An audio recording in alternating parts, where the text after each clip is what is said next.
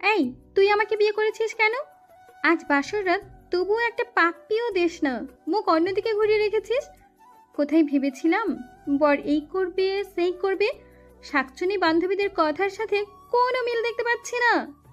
বাসরাতে নতুন বউয়ের মুখে তুই নামক ডাকটা শুনে খানিকটা অবাক হলাম। কি হলো, কিছু বলছিস না কেন? বিয়ে কেন করেছিস? কিছু করবি না?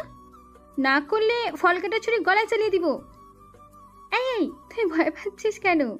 ছুরি তো চালাবো আমার গলায়, আর ফাঁসি হবে তোর। সরি, তুই করে বলে ফেললাম। আচ্ছা, বাদ দেন ওই সব। তাকান আমার দিকে। আমার বুকের ঠিক বাম পাশটায় একটা তিল আছে। বুকের বাম পাশে তিল থাকলে নাকি বড় অনেক রোমান্টিক হয়।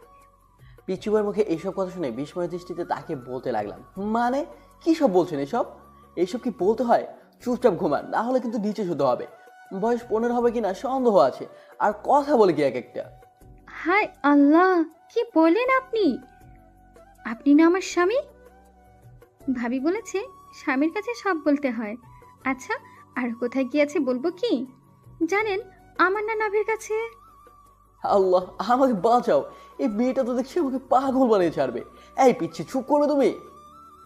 শুনেছি বাসর ঘরে নাকি এই হয় সেই হয় স্বামী স্ত্রীর মাঝে। আপনি তো দেখছি কিছুই করছেন না। একটা কিস তো করতে পারে। ছাই রোমান্টিক আপনি। আচ্ছা, জড়িয়ে নিতে তো পারেন, তা না করে মাঝখানে কোল ব্যালেন্স দিয়ে রাখছেন কার কাছে শুনেছো? কেন? ভাবির কাছে। আর কি শুনেছো? ভাবি বলেছে স্বামী যেমন যেমন করতে বলে তেমনি করতে। ওহ আচ্ছা, খুব ভালো তোমার ভাবিটা। এখন ঘুমিয়ে যাও। তোমার ভাবি বলেছে না স্বামী যা বলেছে তাই করতে, তো তাড়াতাড়ি ঘুমিয়ে যাও। তাহলে ঘুমাবো? বাসর রাতে নাকি ঘুমায় না। তুমি কি আমাকে ড্রপ দিচ্ছ? আচ্ছা, কোলবালিশটা সরাও, মাঝখানে ইন্ডিয়া পাকিস্তান করে রাখছো। এই পিচ্ছি চুপ করবে? আমার জীবনটা তো নরক বানাতে এসেছো, ঘুমা বলছি। বাসরাতে কত কি করে শুনেছি স্বামী স্ত্রী, আর আমাকে ঘুমাতে বলছো? আচ্ছা, একটা আইডিয়া শুনবেন আপনি? আমার আইডিয়া? আচ্ছা বলো, কি বলবে? বাসরাতে কি কি করে আপনি বলেন, আমি সব করব। আইডিয়াটা চমৎকার না? এই কতবার বলবো তোকে স্ত্রী হিসেবে মানি না, তারপরে এত প্যাচ প্যাচ করিস কেন? আপনি না মানলে কি হবে, আমি আপনাকে মনে প্রাণী স্বামী হিসেবে মানি। বাঙালি মেয়েদের একবারই বিয়ে হয়। যখনই আল্লাহ তাআলার কালাম পড়ে 3 বার কবুল বলেছি, তখন থেকে আপনাকে স্বামী হিসেবে গ্রহণ করেছি। শুধু ইহকালে নয়, পরকালেও আপনাকে স্বামী হিসেবে আল্লাহর কাছেই চাইবো। আচ্ছা এখন তুমি ঘুমাবে নাকি নিচে নামিয়ে দিব? যত সব, জীবনটা শেষ করে দিয়েছো। বিয়ে নিয়ে কত স্বপ্ন ছিল, ছিল ভাষণ নিয়ে কত পরিকল্পনা, কিন্তু কপালে যে বাচ্চা মেয়েটাকে বিয়ে করতে হবে তা কখনো জানতাম না। আচ্ছা, একটা পাপ্পি দিই আপনাকে। এই বলে মুখের কাছে মুখ নিয়ে ঠোঁটের সাথে ঠোঁট মিলিয়ে দিল। আমার চোখ জোড়া বন্ধ হয়ে গেল।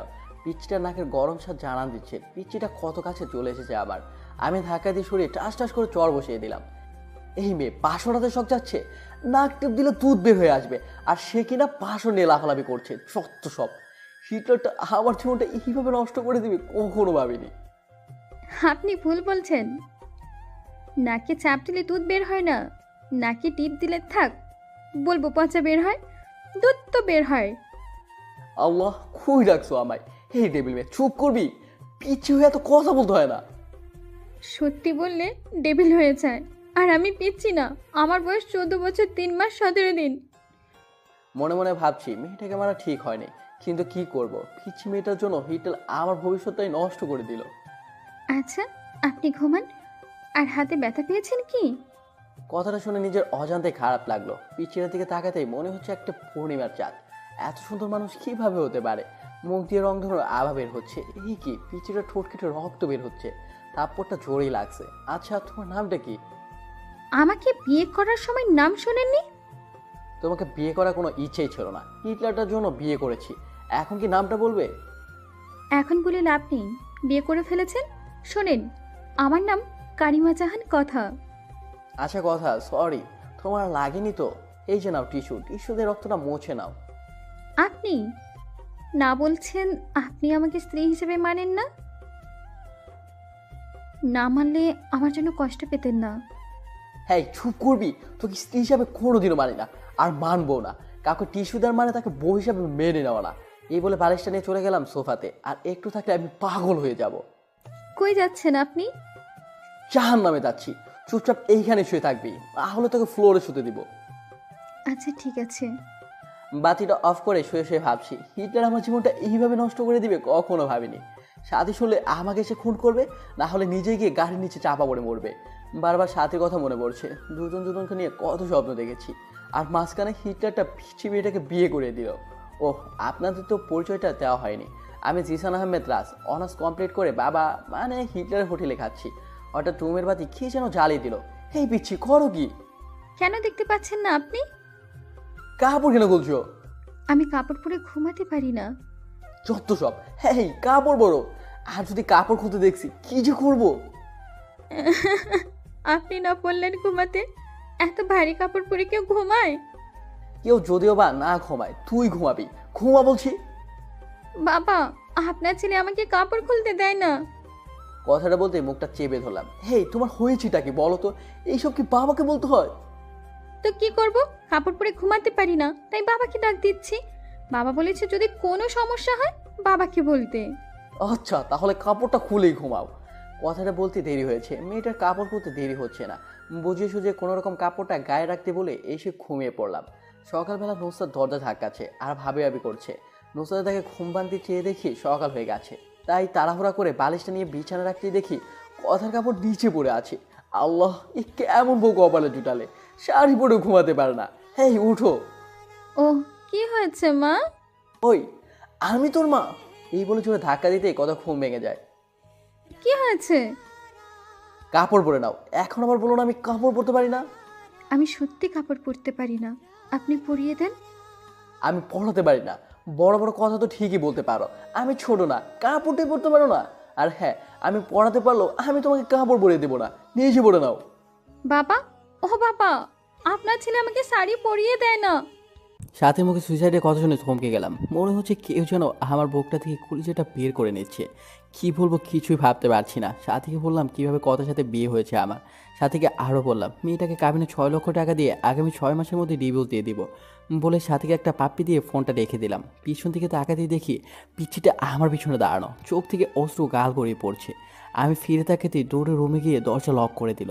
যাবার আগে বলে গেল সে এই জীবন রাখবে না। আমি যাওয়ার আগেই দরজাটা লক করে দিল পিচ্ছিটা। খুব ভয় হচ্ছে। দরজার কাছে গিয়ে বললাম প্লিজ আমার পিচ্ছি বউটা দরজা খোলো। আর অমন কথা বলবো না, খুব কষ্ট হচ্ছে আমার। মনে মনে ভাবলাম মা বাবাকে ডাক দিই, পিচ্ছিটা যদি কিছু করে ফেলে। যখনই মাকে ডাক দেব তখনই পিচ্ছিটা দরজা খুলে বলল, কি বললা? আমি তোমার পিচ্ছি বউ? তুমি কি করে ভাবলে আমি সুসাইড করব? আর ওই শাকচুনিটা তোমার সাথে ঘর করবে? আমি তোমায় ছাড়ছি না। তবে আমি সব শ্বশুরকে বলে দিব। বলবো তুমি এক শাকচুন্নিকে বলছো যে তুমি তাকে বিয়ে করবে, আমাকে ডিভোর্স দেবে। আরে না, মজা করছি। আমার বউটা কত কিউট।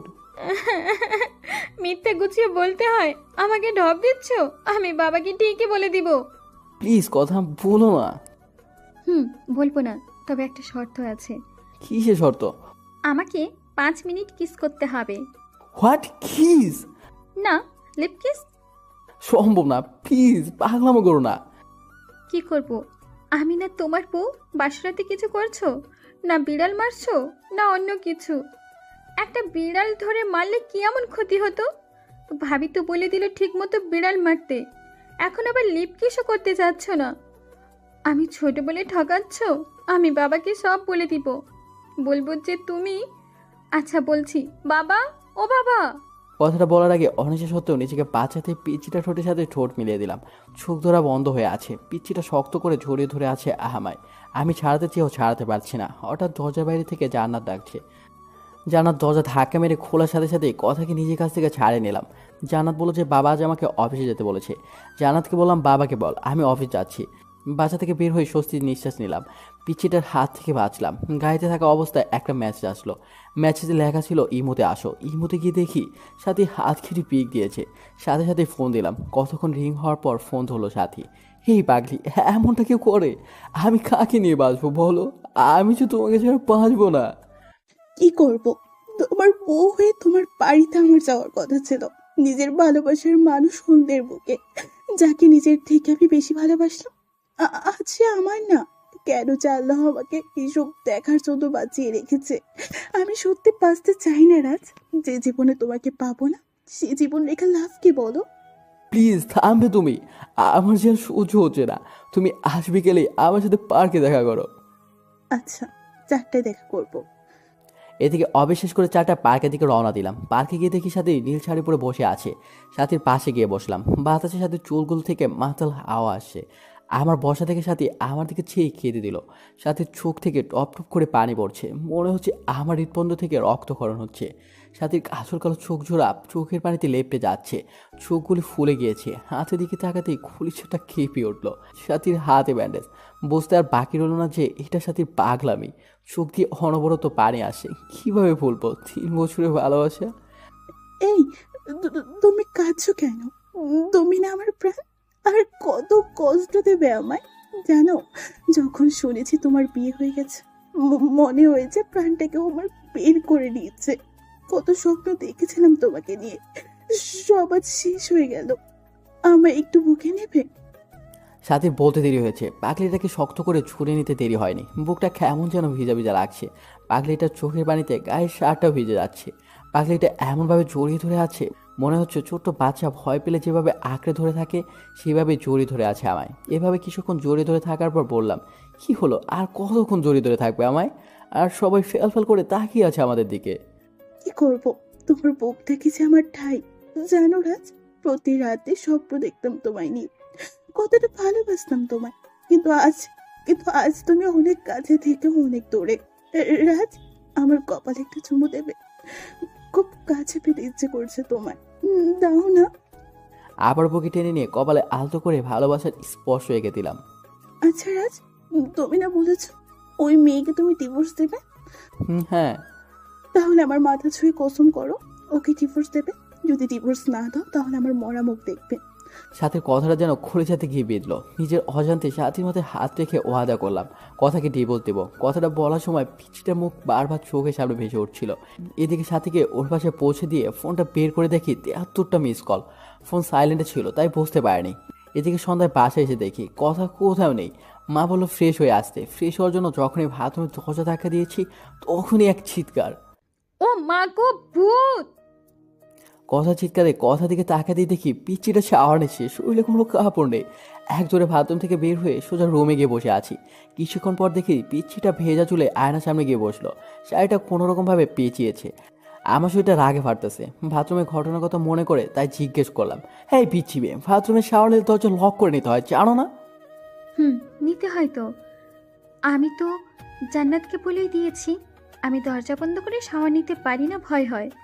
আর ওকে পাহারা দিতে বলেছি যেন কেউ না আসে। মনে মনে বলছি, এই জন্য তো ডেভিল বোনটা ওয়াশরুমে যেতে দেখে মুচকি মুচকি হাসলো। এদিকে পিচ্চিটার দিকে চেয়ে দেখি পিচ্চিটার চোখে কাজল দিতে গিয়ে চোখের নিচে লেপটে ফেলেছে। যতটা না রাগ হচ্ছে তার চেয়ে বেশি হাসি পাচ্ছে। এই গোমরা মুখো, হাসো কেন? আমি কি করব? কখনো কোনোদিন সাজিনি। কিন্তু তুমি আমাকে আদর করো না, ভালোবাসো না, তাই আমার লক্ষ্মী ননদিদিটা আমাকে এভাবে সাজতে বলেছে। কিন্তু আমি তো কাজল দিতে পারি না। দিয়ে দাও না, সেদিনের মতো শাড়ি পরিয়ে দাও না। পিচ্চিটা কথা শুনে খুব রাগ হচ্ছে। বাবা কি দেখেছে পিচ্চিটাকে আমার ঘরে চাপিয়ে দিয়েছে। এই পিচ্ছি, আরেকবার শাড়ি এবং কাজল দিয়ে দেওয়ার কথা বললে ঘর থেকে বের করে দেব। পিচ্চিটা কথাটা শুনে কান্না করে দিল। হেসকে দিদি তো বলল, আমাকে তাড়িয়ে দিয়ে না, তুমি তাড়িয়ে দিলে আমি কোথায় যাব? আমার যে কেউ নেই তুমি ছাড়া। আমি রুম থেকে বের হয়ে গেলাম। মা খাবার বেড়ে দিলে যখনই খাবার মুখে দিতে যাব তখনই মা বলল, রাজ বাবা, কথা মাটা খাইনি, কথা বলেছিল তুই আসলে খাবে। জানিস বাবা, ছোট মেয়েটা তো সারাদিন এত করে বলার পরও কিছুই খায়নি। মেয়েটার মুখের দিকে তাকানোই যায় না, ওকে নিয়ে একসাথে খা। মার কথা শুনে অজান্তে মনটা খারাপ হয়ে গেল পিচ্চিমের পাগলামি দেখে। আচ্ছা মা তুমি বসো, আমি কথাকে নিয়ে আসছি। এই বলে রুমে গিয়ে দেখি পিচ্চিটা ড্রেসিং টেবিলের সামনে বসে বসে কাঁদছে। এই কথা তুমি খাওনি কেন? স্বামীকে ছাড়া স্ত্রী খায়? আচ্ছা চলো একসাথে খাবো। আর হ্যাঁ, আজকের পর খাওয়ার সময় হলে খেয়ে নিবে, আর আমার জন্য অপেক্ষা করতে হবে না। না, আমি খাবো না। তুমি একটা পচা, আমাকে আদর করো না, খেতে পারি। তার আগে আমার চোখে কাজল পরিয়ে দিবে, কালকের মতো শাড়ি পরিয়ে দিবে। জানো, তোমার স্পর্শ আমার অঙ্গ জুড়ে থাকে। তুমি বোঝো না তোমার স্পর্শে আমি কতটা শিহরিত। নিজের অনিচ্ছা সত্ত্বেও পিচ্চিটা চোখে কাজল দিয়ে দিলাম এবং শাড়ি পরিয়ে দিলাম। রাতে একসাথে খেয়ে একটা বালিশ আর চাদর নিয়ে ফ্লোরে শুয়ে পড়লাম, পিচ্চিটাকে খাটে শুতে দিয়ে। এদিকে পিচ্চিটা খাটে শোয়ার জন্য অনেকবার বললেও ধমক দিতে আর কিছু বলেনি। এদিকে রাতে ঘুমিয়ে গেছি, হঠাৎ বুকটা ভারী ভারী লাগছে। চোখ খুলতে ভূত দেখার মতো ভয় পেয়ে গেলাম, কারণ কথা আমার বুকে শুয়ে আছে। চাঁদের আলোয় জানালা কাচ ভেদ করে পিচ্চিটা মুখে পড়ছে। এত মায়াবতী লাগে কোনো মেয়েকে চাঁদের আলোয় দেখলে, না দেখলে অজানাই থেকে যেত। হঠাৎ সাথী কথা মনে হতেই পিচ্চিটাকে বুক থেকে সরিয়ে দেওয়ার জন্য ধাক্কা দিতে আরো শক্ত করে জড়িয়ে ধরলো। হ্যাঁ, কি করছো? ওঠো বলছি। কথা ঘুমের মাঝেও চোখ খুলতে খুলতে বলল, আমার স্বামীকে জড়িয়ে ধরে আছি, এতে খারাপের কি?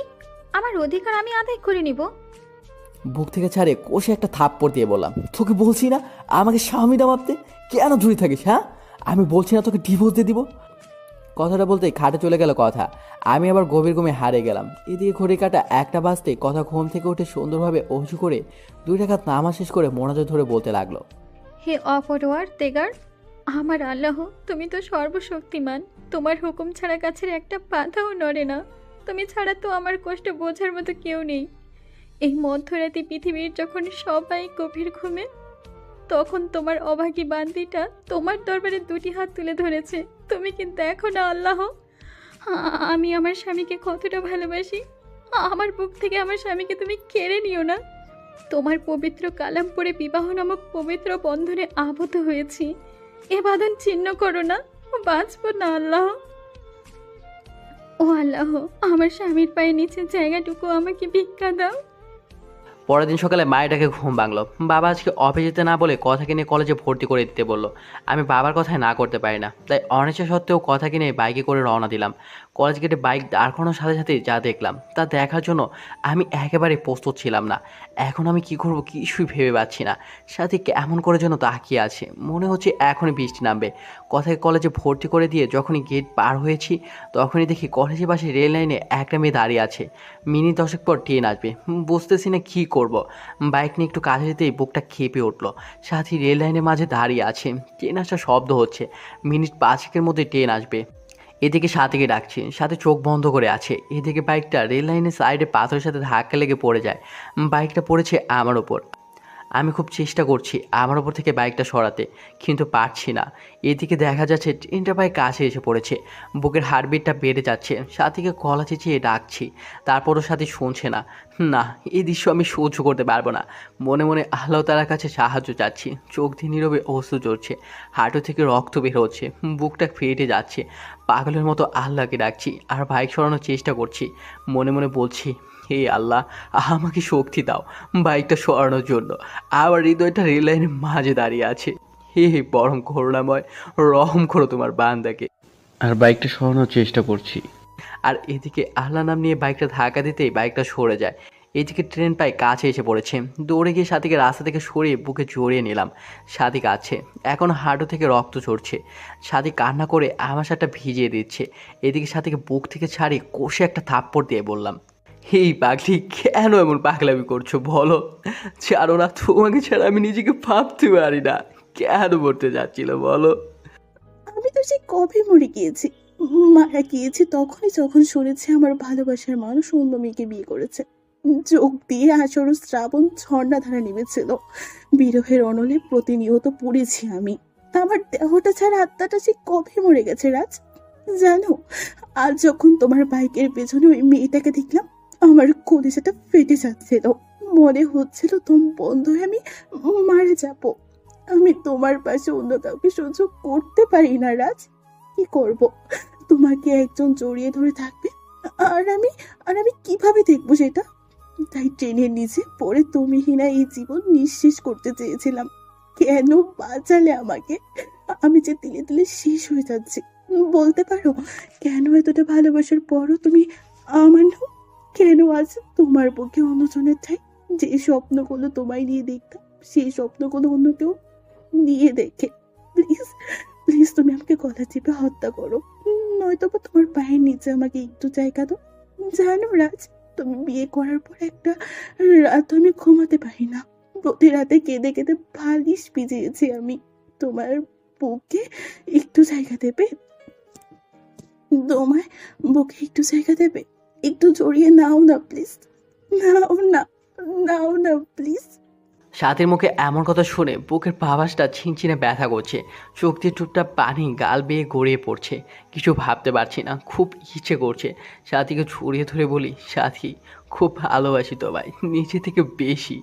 মনে হচ্ছে কথাটা বলে বুকের ব্যথাটা কমবে, তাই সাথীকে হ্যাঁচকা টান দিয়ে শক্ত করে বুকে জড়িয়ে নিলাম।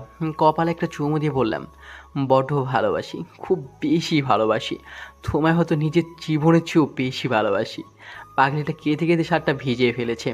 পাগলিটা আরও শক্ত করে জড়িয়ে ধরে আছে আমায়। এদিকে সাথীকে বললাম, খুব শীঘ্রই আমরা বিয়ে করছি, কথাকে খুব তাড়াতাড়ি ডিভোর্স দিচ্ছি। সাথী ডিভোর্সের কথা শুনে আবারও জড়িয়ে ধরে কপালে চুমু দিয়ে গেল। এদিকে ফোনের দিকে তাকিয়ে দেখি 2টা বেজে গেছে, তার মানে 30 মিনিট আগে কলেজ ছুটি হয়ে গেছে। তাড়াতাড়ি বাইক স্টার্ট দিয়ে কলেজের সামনে যেতে অবাক হয়ে গেলাম, অনেকগুলো মেয়ে জমা হয়ে আছে। কাছে গিয়ে দেখি কত ছোট বাচ্চাদের মতো কান্না করছে, কয়েকটা মেয়ে বোঝাচ্ছে। আমি কাছে যেতেই দৌড়ে এসে আমাকে জড়িয়ে ধরে কাঁদতে কাঁদতে বলল, আমি আর কলেজে আসবো না, তুমি আমায় ভালোবাসো না। কখন কলেজ ছুটি হয়েছে? ছেলেরা কীরকমভাবে আমার দিকে তাকায়, আমার ভয় লাগে না? সবাইকে বলে দিচ্ছি, আমার দিকে তাকালে চোখ তুলে ফেলবে আমার পর। ঠিক বলেছি তো? সবাই মুখ ধরে হাসছে। পাশ থেকে একটা মেয়ে বলল, ভাইয়া, পৃথিবীতে খুব কম ছেলেই আপনার স্ত্রীর মতো বউ পায়। একটা মেয়ে যে স্বামীকে এতটা ভালোবাসতে পারে, সারাটা দিন ক্লাসের মাঝে আপনার কথা বলেছে, আপনি নিতে দেরি করেছেন বলে ছোট বাচ্চাদের মতো কান্না করেছে, হাসিও পাচ্ছে আবার কান্নাও আসছে। এখনকার যুগে এরকম মেয়ে পাওয়া যায়? এদিকে কথাকে বাইকে উঠাতেই শক্ত করে জড়িয়ে ধরলো, মনে হচ্ছে খুব ভয় পাচ্ছে। কথাকে বাসায় নিয়ে আসার পর মাকে কান্না করে সব বলল। রাগে আমার শরীর ঘ্যান ঘ্যান করছে। দুপুরে খেয়ে বন্ধুর সাথে আড্ডা দিতে গেলাম। রাত 9টার সময় ফোন বের করে দেখি বাবা 5বার ফোন দিয়েছে। অন্যদিকে কথা নাম্বার থেকে 100+ ফোন আসছে। তাড়াহুড়া করে বাসায় গিয়ে দেখি বাবা দরজার সামনে দাঁড়িয়ে আছে। বাবার সামনে যেতেই বাবা বলল, ঘরে নতুন বউ রেখে বাইরে কোন ছেলে থাকে? আর যদি এমন হয় আমার বাড়ি থেকে বের হয়ে যাবি।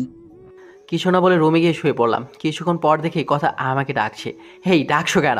কি হয়েছে? তুমি খাবে না? বাবা খুব বকা দিয়েছে তাই না? এই নাও, হাঁ করো, আমি খাইয়ে দিই। কথাটা বলে মুখের কাছে খাবার তুলে দিতেই একটা থাপ্পড় বসিয়ে দিলাম। খাবারের প্লেটটা ফ্লোরে ফেলে দিলাম। তুই কি চাস বলতো? আমার জীবনটা তো নরক বানিয়ে দিয়েছিস। আমার বুক থেকে আমার ভালোবাসার মানুষটাকে সরিয়ে দিয়েছিস। এখন আমার বাবার কাছ থেকে আমাকে দূরে সরিয়ে আমার সমস্ত সম্পদ তোর করার প্ল্যান করছিস। আমি তোকে এই মাসে ডিভোর্স দেব। একদমই কথাটা বলে নিলাম। কথা ঠোঁট কেটে রক্ত বের হচ্ছে। তোমার সাথে খাবো বলে খাইনি, ক্ষমা করে দিও। এতিম তো, এতিমখানায় বড় হয়েছি, তাই মা বাবার আদর পাইনি। তোমার মা বাবাকে নিজের মা বাবা করে নিয়েছিলাম, শুধু ভালোবাসা চেয়েছিলাম। এতিম হয়ে জন্ম নিলেও সম্পদের প্রতি কোনো মোহ নেই। কথা দিকে চেয়ে দেখি কাঁদছে, চোখগুলো লাল হয়ে গেছে। ন্যাকা কান্না দেখে শরীরটার আগে ফেটে যাচ্ছে। তুই নয় দেখতে মন চাচ্ছে না কথাকে। এই এতিম মেয়েটার জন্যই আজ সাথী মরতে বসেছিল। এই তুই এখানে কাঁদবি না, প্লিজ। তোর অলক্ষণের চেহারা নিয়ে আমার চোখের সামনে থেকে দূর হয়ে যা প্লিজ। কথাটা বলে শুয়ে পড়লাম। এদিকে কথা সুন্দর করে অজু করে শ্বশুরে দেওয়া কোরআনটা পড়ে নামাজে দাঁড়িয়ে গেল। নামাজ শেষ করলো কেঁদে কেঁদে। নামাজ শেষ করে আজকে মোনাজাত ধরে আল্লাহর কাছে অনেকক্ষণ কাঁদলো। মোনাজাত শেষ করে রুমে গিয়ে শুয়ে পড়লো। এদিকে ফজরের নামাজে আজানে ঘুম ভাঙতেই অবাক হলাম। কথা মেয়েটাকে রাতে এত বকা দেওয়ার পরেও আমাকে জোরে ধরে শুয়ে আছে। মন চাচ্ছে এখনই ধাক্কা দিয়ে ফেলে দিই। এই কি হচ্ছে? ওঠো। আর একটু ঘুমাই। এই বলে আরো শক্ত করে জড়িয়ে ধরলো। এখন তো পাত ভেঙে যাচ্ছে। জোরে ধাক্কা দিয়ে বিছানা থেকে ফেলে দিলাম। করে চিল্লানি দিয়ে উঠলো। আমি বিছানা থেকে উঠে ফ্রেশ হয়ে এসে দেখি কথা খুঁড়িয়ে হাঁটছে। কথা মা, তোমার কি হয়েছে? খুঁড়িয়ে হাঁটছো কেন? মা, রাতে ঘুম থেকে উঠে পাঁজরে ব্যথা পাচ্ছি। কথাটা বলে করুণভাবে আমার দিকে তাকালো। নিজেকে অপরাধী মনে হচ্ছে। পরের দিন বাবা আমাকে আর কথাকে হানিমুনে পাঠিয়ে দিল। আমি সাথীকে বলে সব রেডি করে রেখেছি।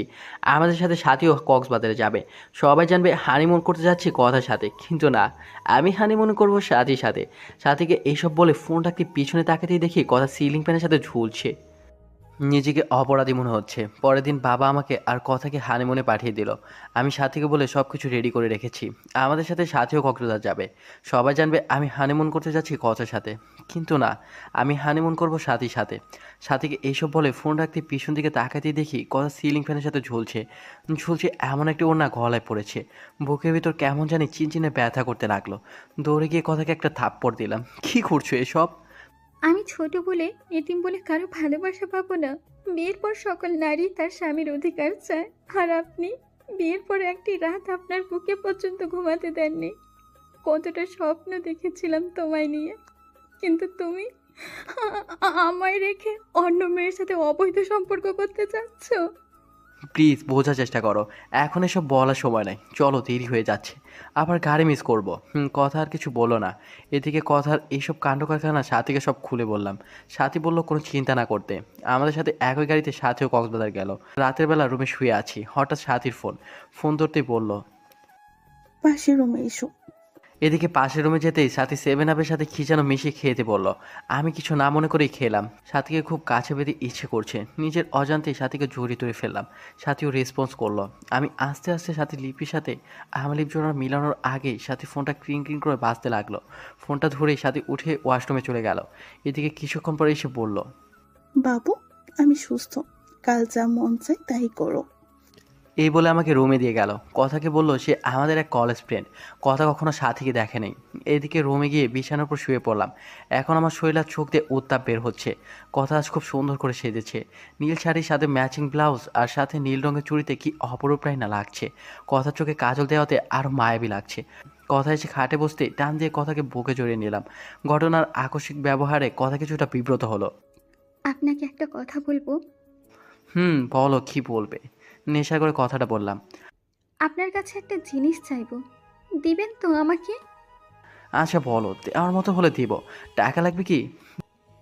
না, আমার টাকা চাই না, আমার তো তোমাকে চাই। কি বলবে? না, কিছু না। শোনো, তুমি কি আমাকে একটা কিউট মেয়ের মা বানাবে, যার নাম হবে তোমার নামানুসানে রাইসা? লজ্জাবর মুখে কথাটা বলে মাথা নিচু করে ফেললো। ইস, বাবর মা হবার কথা বলে কিরকম লজ্জা পেয়েছে। হুম, লজ্জা পাবই তো। আমি কথার কানে কাছে মুখ নিয়ে ফিস ফিস করে বললাম, আসো তোমাকে রাইসের আম্মু বানাচ্ছি। দুষ্টুমির ছলে কথাটা বললাম। কথা ছোট বাচ্চার মতো আমার বুকে মুখ টোকাল। আমি কথার কপালে একটা চুমু দিয়ে আরও শক্ত করে জড়িয়ে ধরলাম। পিছিটা তার ঠোঁটজোড়া আমার ঠোঁটের সাথে মিলিয়ে দিল। এরপর নারী পুরুষের সাথে সবচেয়ে ঘনিষ্ঠ কিছু মুহূর্ত পার করলাম। তারপরে বুকে জড়িয়ে শুয়ে পড়লাম। সকালে ঘুম থেকে উঠে দেখি কথার কাপড় চোপড়ে কিছুই ঠিক নেই। আমার শরীরে বিভিন্ন জায়গায় লিপস্টিকের দাগ। পিচির এখনও শক্ত করে জড়ি ধরে আছে আবার। রাতের কথা মনে হতেই লাফ দিয়ে উঠে পড়লাম। কী করলাম আমি তো কথাকে ডিভোর্স দিব, তবে কেনই বা তার সতীর্থ হরণ করলাম? মাথা কাজ করছে না। কথার কাজ খুব খুশি খুশি লাগছে। বিয়ের পর কখনই এতটা খুশি দেখিনি ওকে। সকাল সকাল ফোন দিয়ে সাথীকে সব কিছু বললাম। সাথী আমার কথা শুনে তেলে বেগুনে ফুলে উঠলো। সাথীকে বললাম সব কিছু তোমার জন্য হয়েছে। তুমি যদি গত রাতে সেই মেডিসিনটা না খাওয়াতে তাহলে তো আর এমনটা হতো না। আচ্ছা বাদ দাও, কোনো চিন্তা করো না। কাল তোমাকে একটা পিল দেবো, সেটা খাইয়ে দিও, তাহলে আর কোনো চিন্তা করতে হবে না। সাথী কথা শুনে বেশ অবাক হলাম, কিন্তু সাথীকে আমি ভালোবাসি, কথাও দিয়েছি সাথীকেই বিয়ে করব। তাই আর কোনো চিন্তা না করে রাজি হয়ে গেলাম। পরের দিন রাতে একটা পিল নিয়ে বসলাম। কথা, পিলটা খেয়ে নাও। কিসের পিল এটা? আমি তো সুস্থ, আপনি কিসের পিল খেতে বলছেন আমাকে? তোমাকে মিথ্যা বলে লাভ নেই, ক্ষমা করে দিও। সেদিন রাতে আমাদের সাথে যা হয়েছে তা নিছক একটি দুর্ঘটনা মাত্র। আমি জানি তুমি যা হারিয়েছো পৃথিবীর কোনো কিছুর বিনিময়ে আমি তা ফিরিয়ে দিতে পারবো না। আমি ডিভোর্স পেপার রেডি করে রেখেছি। তাই আমি চাই না আমার সন্তান তুমি তোমার গর্ভে ধারণ করো। চিন্তা করো না, ডিভোর্সের সাথে সাথে 20 লাখ টাকার একটা চেক দিয়ে দিচ্ছি, সময় করে ব্যাংক থেকে তুলে নেবে। এদিকে আমার কথাটা শুনে কথা আমার দুপা ঝাপটে ধরে বলতে লাগলো। প্লিজ, আপনি আমার গর্ভের সন্তান নষ্ট করতে বলবেন না। আপনার মন চায় আপনি আরও একটা বিয়ে করেন, আমি কখনো কোনোদিন স্বামীর অধিকার চাইবো না। আপনার বাড়িতে তো 2টা কাজের মেয়ে রাখছেন, আমাকে নিয়ে না হয় 3টা হবে। প্লিজ, আমার সন্তানকে নষ্ট করতে বলবেন না প্লিজ। আমি সারা জীবন আপনাদের বাসার কাজের মেয়ে হয়ে থাকবো, কোনো পারিশ্রমিক দিতে হবে না। শুধু আমাকে ডিভোর্স দিয়ে না, আমার সন্তানটা যেন বলতে পারে আপনি তার বাবা। আমি চাই না আমার মতো আমার অনাগত সন্তানটা পিতৃহীন পরিচয়ে বড় হয়। প্লিজ একটা এতিমকে এভাবে ফিরিয়ে দিবেন না। আপনার পায়ের নিচে একটু জায়গা দেন, নয়তো গলা টিপে মেরে ফেলেন। হে কি করছো? পা ছাড়ো। আমি পারবো না। আমার জীবনে সাথী ছাড়া আর কেউ নেই। এখন পিলটা খেয়ে নেবে। যদি না খাও মনে করবো তুমি আমার বুকে পা রেখে তুমি গর্ভধারণ করবে। এখন তোমার ইচ্ছা। প্লিজ এমন কসম দিও না। আমার কাছে যে তোমার স্থান সবার উপরে। পারবো না আমি তোমার বুকে পা রেখে সন্তানকে নিজের মাঝে বড় করতে। ক্ষমা করে দিও কথা, এছাড়া আমার আর কোনো উপায় ছিল না। এই নাও পিল, আর এই নাও পানি, খেয়ে নিও। আচ্ছা দাও। এই বলে জন্ম নিয়ন্ত্রণের পিলটা হাতে নিয়ে নিল। চোখ থেকে টপ টপ করে পানি পড়তেছে। করুণ দৃষ্টিতে তাকিয়ে আছে। মনে মনে ভাবছে হয়তো আমি বলবো পিলটা খেতে হবে না কথা, কিন্তু না, আমি কোনো কথা বললাম না। কথা আমার দিকে তাকিয়ে থেকে বিষ যেমন করে মানুষ মুখে নেয় তেমন করে মুখে নিল। গ্লাসটা থেকে এক গ্লাস পানি মুখে নিল। নিজের অজান্তে মনে হচ্ছে খুব বড় একটা পাপ করে ফেললাম। এদিকে বাবা ফোন করলো যে বাবা অসুস্থ, তাই বাড়ি ফিরে যেতে হবে। মনে মনে স্থির করে নিলাম বাড়িতে ফিরে ডিভোর্স পেপারের জন্য আবেদন করব। কথাকে নিয়ে বাসায় ফিরলাম। এদিকে সাথী বলল যে কথাকে আমাদের দুজনের মাঝখান থেকে সরিয়ে ফেলবে। আমি অনেক বোঝানোর পরও সাথী বলল, সেদিন কক্সবাজার মেয়েটা যা বলছে সব শুনেছি। আর সবচেয়ে বড় কথা হলো মেয়েটাকে তোমার বাবা অনেক স্নেহ করে। আমি তোমাদের বাড়ি রহিমের কাছে খবর পেয়েছি যে তোমার বাবা নাকি তোমার সম্পত্তি কথার নামে লিখে দেবে। তাই আমাদের ভবিষ্যতের জন্য কথাকে আমাদের পথ থেকে সরিয়ে দেবে। আমি তোমাকে না বলেই প্রফেশনাল কিলারের সাথে কন্ট্যাক্ট করেছি। না, এ হতে পারে না। আমাদের ভালোবাসার জন্য একটা নিষ্পাপ জীবনকে হত্যা করব? না সাথী, এটা ঠিক হবে না। বাবু দেখো, আমি চাই না, কিন্তু তোমার বাবা কখনো কথা বেঁচে থাকতে আমাকে মেনে নেবে না। আর তোমাকে না পেলে আমি বাঁচবো না, সত্যি মরে যাব। তুমি আমার নিঃশ্বাস, তুমি আমার প্রাণ। জানো, তুমি কথাকে বিয়ে করার পর একটি রাত শান্তিতে আমি ঘুমোতে পারিনি। এতটা ভালোবাসার পরও কেন আল্লাহ তোমার আর আমার মাঝে এত বড় দেওয়াল তুলে দিল? প্লিজ তুমি আমাকে খুন করে ফেলো, নয়তো আমাকে তোমার বুকে টেনে নাও। তোমার বুকতে আমার শেষ ঠিকানা আছে। তোমার বুকে আমি শেষ নিঃশ্বাস ত্যাগ করতে চাই। প্লিজ কান্না করো না। আমি সব সইতে পারি, কিন্তু তোমার কান্না সহ্য করতে পারি না। তোমাকে যে বড্ড ভালোবাসি, কিন্তু আমাদের ভালোবাসার জন্য একটা নিষ্পাপ জীবনকে কেমনে সরিয়ে ফেলি? আল্লাহ কি ক্ষমা করবে আমাদের? হুম, জানি এটা অন্যায়, কিন্তু এছাড়া আমাদের আর কোনো উপায় নেই। কথাটা বলে হাতটা নিয়ে সাথে গলা চেপে মেরে ফেলতে বলল। প্লিজ কিল মি, আমাকে গলা চেপে মেরে ফেলো। তোমাকে ছাড়া বাঁচতে পারবো না। জানো রাজ, মেয়েরা সব ভাগ দিতে পারে, তবে একটা ভাগ ছাড়া। তাহলে তারা ভালোবাসার ভাগ, তা হলো তার ভালোবাসার ভাগ। আমার সহ্য হয় না কথাকে। যে বুকে আমার থাকার কথা সে বুকে সে মেয়েটা থাকে। যে স্বপ্ন তোমাকে নিয়ে দেখেছি আমি, সেই স্বপ্ন পূরণ করছে ওই মেয়েটা। আমাকে তুমি হত্যা করতে পারবে না, পারবে না তোমার সেই স্ত্রী কথাকে হত্যা করতে, কিন্তু তোমাকে আমায় হত্যা করতেই হবে। তুমিহীন আমি এই জীবন দিয়ে কি করব? কথাটা বলে কাঁদতে কাঁদতে ব্লেড দিয়ে হাতটা পোঁচ দিল। হাত থেকে ফিনকে দিয়ে রক্ত বের হতে লাগলো। সাথে চোখ দিয়ে টুপটাপ করে পানি পড়তে লাগলো। সাথে রক্ত দেখে নিজের কলিজাটা ফিরে যাচ্ছে। ঠাস করে চর বসে দিলাম সাথীর গালে। আমার থাপ্পড় খেয়ে ফুবে ফুবে কাঁদতে লাগলো।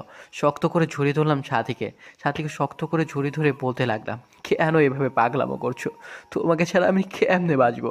কথাকে তাহলে খুব শীঘ্রই আমাদের মাঝখান থেকে সরিয়ে আমার ময়না পাখিটাকে আপন করে নেব। বুকের ভেতরটা চাপা কান্নার আওয়াজ পেলাম। সাথীকে আমার থেকে ছাড়িয়ে নিয়ে ওর কপালে ভালোবাসায় স্পর্শ এঁকে দিলাম। সাথীকে বাসায় ড্রপ করে বাসায় আসতে দেখি কথা খাবার নিয়ে বসে আছে। রাত প্রায় 10টা। আমি কিছু না বলে শুয়ে পড়লাম। আপনি খাবেন না? কিছু খেয়েছেন? মন খারাপ আপনার? হ্যাঁ, বাইরে থেকে খেয়ে আসছি। আর হ্যাঁ, মন খারাপ। আর তার কারণ হলি তুই। পিচিটার দিকে তাকিয়ে দেখি কাঁদবে কাঁদবে ভাব। কম্বলটা টান দিয়ে শুয়ে পড়লাম। মাঝরাতে ঘুম ভাঙতে দেখি কেউ একজন শক্ত করে জড়িয়ে ধরে রেখেছে আমায়। চোখ খুলে দেখি পিচ্চিটা আমার বুকে। চাঁদের আলো পিচ্চিটা মুখে এসে পড়েছে। চুলগুলো রং পাল্টাচ্ছে। হঠাৎ নিচের দিকে তাকাতে দেখি চোখগুলো কপালে উঠে পড়লো। পিচ্চিটা শাড়ি খুলে নিচে ফেলে দিয়েছে। আমি জানি কথা শাড়ি পরে ঘুমাতে পারে না, কিন্তু 3 পিস পরে তো ঘুমায়। তাহলে আজ ইচ্ছে করে এমন করেছে। আজ পিচ্চিটাকে এত সুন্দর লাগছে। মাথার চুলগুলো কপাল বেয়ে মুখে এসে পড়ছে। মন চাচ্ছে ফু দিয়ে চুলগুলো কপাল থেকে সরিয়ে আলতো করে কপালে ভালোবাসার স্পর্শ এঁকে দেই। কি আমার গায়ে লিপস্টিকের দাগ কেন? মনে মনে ভাবছি আজ মনে হয় পুরুষ ধর্ষণ করেছে। আমার বুকে লিপস্টিকের দাগ দেখে বিস্মিত হলাম। কথা ঠোঁটের দিকে তাকিয়ে দেখি ঠোঁটে এক বিন্দু লিপস্টিক নেই। মনে মনে ভাবছি পিচ্ছিটা কি সর্বনাশ করেছে। তবে আজ কেন পিচ্ছিটাকে এত সুন্দর লাগছে, মন চাচ্ছে সারা জীবনের জন্য আপন করে নেই। হয়তো কথা সৃষ্টি হয়েছে আমার জন্য, কিন্তু না, আমার বুকে সাথী ছাড়া আর কারো জায়গা নেই। আমার মন প্রাণ জুড়ে শুধুই সাথী। তাই কথাকে কয়েকবার ডাক দিলাম, উঠলো না। তাই জোরে ধাক্কা দিতেই চোখ কচলি কচলি উঠলো। আমি বললাম, কি ব্যাপার, আমার গায়ে লিপস্টিকের দাগ কেন? আর তুমি কেন আমার বিছানায় শুয়েছো? আমার না খুব ভয় করছিল। আর রাতে আপনি কিছুই করিনি। সব আপনি করেছেন। আমি তো আপনার সাইডে ঘুমিয়েছিলাম, আপনি জোর করে বুকে টেনে নিয়েছেন। আপনাকে মনে করেছিলাম অনেক অনেক ভালো, কিন্তু ঘুমের ঘরে আপনি যে এত ডেবিল। না, ডেবিল না, শুধু ডেবিলের বস। আমাকে লিপ কিস করেছেন, ঘাড়ে কিস করেছেন, বুকে কিস। এই চুপ অসভ্য মেয়ে! আর কিছুক্ষণ পর বলবে আমার নাবিতে আরো কত জায়গায় করেছি, বলতে হবে না। আপনি ঘুমাননি তাহলে? সব জেগে থেকে ইচ্ছে করে করেছেন? এই পিচ্ছি, চুপ করবে? মিথ্যা বলতে লজ্জা করে না? তোমার শাড়ি কে খুলেছে? শাড়ি কেন খাটে নিচে ফেলে রেখেছো? শাড়ি পরতে পারো না, বিয়ে বসে গেল। আমি না হয় শাড়ি পরতে পারি না, নিজে তো লুঙ্গিটাও পরতে পারে না, আবার অন্যকে শাড়ি পরার কথা বলে। পিচ্ছিটা কথা শুনে নিচের দিকে তাকাতেই চোখ বন্ধ করে ফেললাম। চাদরটা গায়ে জড়িয়ে কষে একটা থাপ্পড় দিলাম কথাকে। থাপ্পড় খেয়ে মাটিতে পড়ে গেল। আমার রাগ চরমে উঠে গেছে। রাগের মাথায় বলতে লাগলাম, তুই মরতে পারিস না? আমার জীবনটা নষ্ট করে দিয়েছিস। জন্ম নিয়ে তো তোর মা বাবাকে খেয়েছিস, এখন আমাকেও খাবি নাকি? আর তোকে না বলছিস ডিভোর্স দিয়ে দিব, তারপরও কেন আমার বিছানায় আসিস? আরেকটা দিন যদি আমার বিছানায় আসিস, তাহলে প্রয়োজনে তোকে খুন করে জেলে যাব। আপনাকে খুব কষ্ট দিয়েছি তাই না? আপনার কোথাও লাগেনি তো? আপনার হাতে কি ব্যথা পেয়েছেন? জানেন আল্লাহ কেন যে আমাকে বাঁচিয়ে রেখেছে? ছোটবেলার অনাথ আশ্রমে বড় হয়েছি, দেখিনি মায়ের মুখ। মা ডাকটাও কখনো ডাকতে পারিনি বাবার কাছে আবতারে সুরে কিছু চাইতে। কখনো বাবার কাঁধে চড়ে ঘুরতে পারিনি। পারবই বা কিভাবে? বাবাকে তো কখনো দেখিনি। আর এখন আসছি আপনাকে জ্বালাতে। জানেন আত্মহত্যা মহাপাপ, সেজন্যই হয়তো বেঁচে আছি। তা না হলে কখনোই আপনার পথে কাটা হতাম না। আপনার বাড়ির দাসী করে রেখে দিয়েন, পারিশ্রমিক হিসেবে সকাল বিকাল রাতে এইভাবে থাপ্পড় দিন, তবুও তো দাসী হয়ে আপনার হাতের স্পর্শটা পাবো। আসি, কি করব, ভয় পাই তো। তাই আপনার বুকটাকে নিরাপদ মনে করে শুয়েছিলাম। ক্ষমা করে দেবেন এই এতিমটাকে। নিচের দিকে তাকে কথাগুলো বলতেছিল, আর চোখ থেকে আঠারো চাবন ঝর্ণা ধারার মতো জল গড়িয়ে পড়তেছিল চোখ থেকে। পিচ্ছিটার কথা শুনে নিজের কাছে খুব খারাপ লাগছে। এইভাবে মারাটা ঠিক হয়নি। সবচেয়ে খারাপ লাগছে যখন দেখলাম পিচ্ছিটার ঠোঁট কেটে রক্ত পড়ছে। পরের দিন মা আর বাবা জান্নাতকে নিয়ে নানি বাড়ি চলে গেল। সাথীকে ফোন দিলে সাথী বাড়িতে আসে। এদিকে সাথী আজ পিঙ্ক কালারের একটা শাড়ি পরেছে, হালকা লিপস্টিকের সাথে চুলগুলো ছেড়ে দিয়েছে। সাথী আসলেই সাথীকে নিয়ে বেডরুমে ঢুকে পড়ি। কথা অবাক নয়নে তাকিয়ে আছে ছল ছল চোখে। মনে হচ্ছে কখন জানি বৃষ্টি নামবে। কি হলো, দরজায় দাঁড়িয়ে আছো কেন? আজ তুমি জান্নাতের রুমে থাকবে, আর আজ রাতে আমাদের রুমে আসবে না বিরক্ত করতে। আর হ্যাঁ, আমাদের দুজনের জন্য খাবার নিয়ে যেও। এদিকে কথা আমার মুখের দিকে তাকিয়ে মাথা নিচু করে হ্যাঁ সূচক জবাব দিল। কথা চলে গেল। সাথে এসে জড়িয়ে ধরে বলতে থাকে, কবে যে পাবো তোমার সারা জীবনের জন্য, কবে তোমার বুকে মাথা রেখে ঘুমাবো। এদিকে আমার হাতটা সাথীর স্পর্শকাতর জায়গায়। সাথে নিঃশ্বাস ভারী হয়ে আসছে। ছোটজোড়া সাথীর ছোটজোড়াকে আবদ্ধ করে ফেলবে ঠিক তখনই কথা খাবার নিয়ে রুমে ঢুকে পড়ে। কোনো প্রকার নক না করে আমি সাথীকে ছেড়ে দেই। কথা দিকে তাকে বুঝতে পারলাম কথা কাঁদছে। কথা ভাবেনি আমি এতটা নিচে নেমে যাব, কিন্তু কথা জানতো না আমার কলিজার টুকরা হচ্ছে সাথী। সাথী আমার জীবন মরণ, আমার ভালোবাসা সব সাথীর জন্য। খাবার রেখে চলে গেল। চোখ দিয়ে পানি পড়ছে দেখা গেল কথার। এদিকে সাথে সাথে গল্প করতে করতে কখন যে আমি আর সাথে ঘুমিয়ে যাই খেয়ালই নেই। সাথে সাথে ফিজিক্যালি রিলেশন করতে চাইলেও সাথে বিয়ের পরে কথা বলে। আমরা সিদ্ধান্ত নিয়েছি 1 সপ্তাহ পর বিয়ে করব, তাই আর জোর করিনি। এদিকে মাঝরাতে কারো চাপা কান্নার আওয়াজে ঘুম ভেঙে যায়। চোখ খুলতে দেখি সাথী আমার বুকে। সাথী বুক থেকে সরিয়ে কান্নার আওয়াজ কোথা থেকে আসছে তা দেখার জন্য রুমের বাইরে বের হতেই যা দেখলাম তা দেখার জন্য একেবারেই প্রস্তুত ছিলাম না। কথা জায়নামাজে বসে আছে, দেখে মনে হচ্ছে মোনাজাত ধরে আছে। মাঝে মাঝে ফুপিয়ে ফুপিয়ে কান্নার আওয়াজ আছে রুম থেকে। আমি আর একটু কাছে যেতেই শুনলাম কথা বলছে, হে আল্লাহ, আমার পরম করুণাময় আল্লাহ তাআলা, তোমার দরবারে দুটি হাত তুলে ধরেছি। আল্লাহ, শুনেছি মাঝরাতে নাকি তুমি প্রথম আসমানে এসে বান্দাদের ফরিয়াদ শোনো। আচ্ছা আল্লাহ, এতিম বলে কি আমার ফরিয়াদ শুনবে না? জানো আল্লাহ, দুনিয়াতে মানুষ কষ্ট পেলে মা বাবাকে বলে, তুমি তো আমার মা বাবাকে উঠিয়ে নিয়েছো। তুমি ছাড়া যে আসমানের উপরে জমিনের নিচে কেউ নেই আমার। শুনতে পাচ্ছ কি আমার কথা? দুনিয়াতে সন্তান কান্না করে দিলে মা দৌড়ে আসে, সন্তানকে কোলে তুলে নিয়ে গালে মুখে চুমু দিয়ে বলে, কি হয়েছে, আমার লক্ষ্মী সোনা কাঁদে না?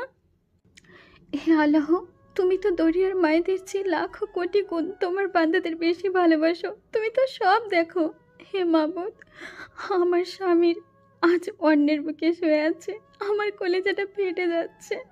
আল্লাহ, আমার মা বাবাকে তুমি তোমার কাছে নিয়ে নিলে, আমায় কেন রেখেছ? আমাকে কষ্ট দিতে তোমার যদি ভালো লাগে আরও কষ্ট দাও। আল্লাহ, আমি যে আর সইতে পারছি না।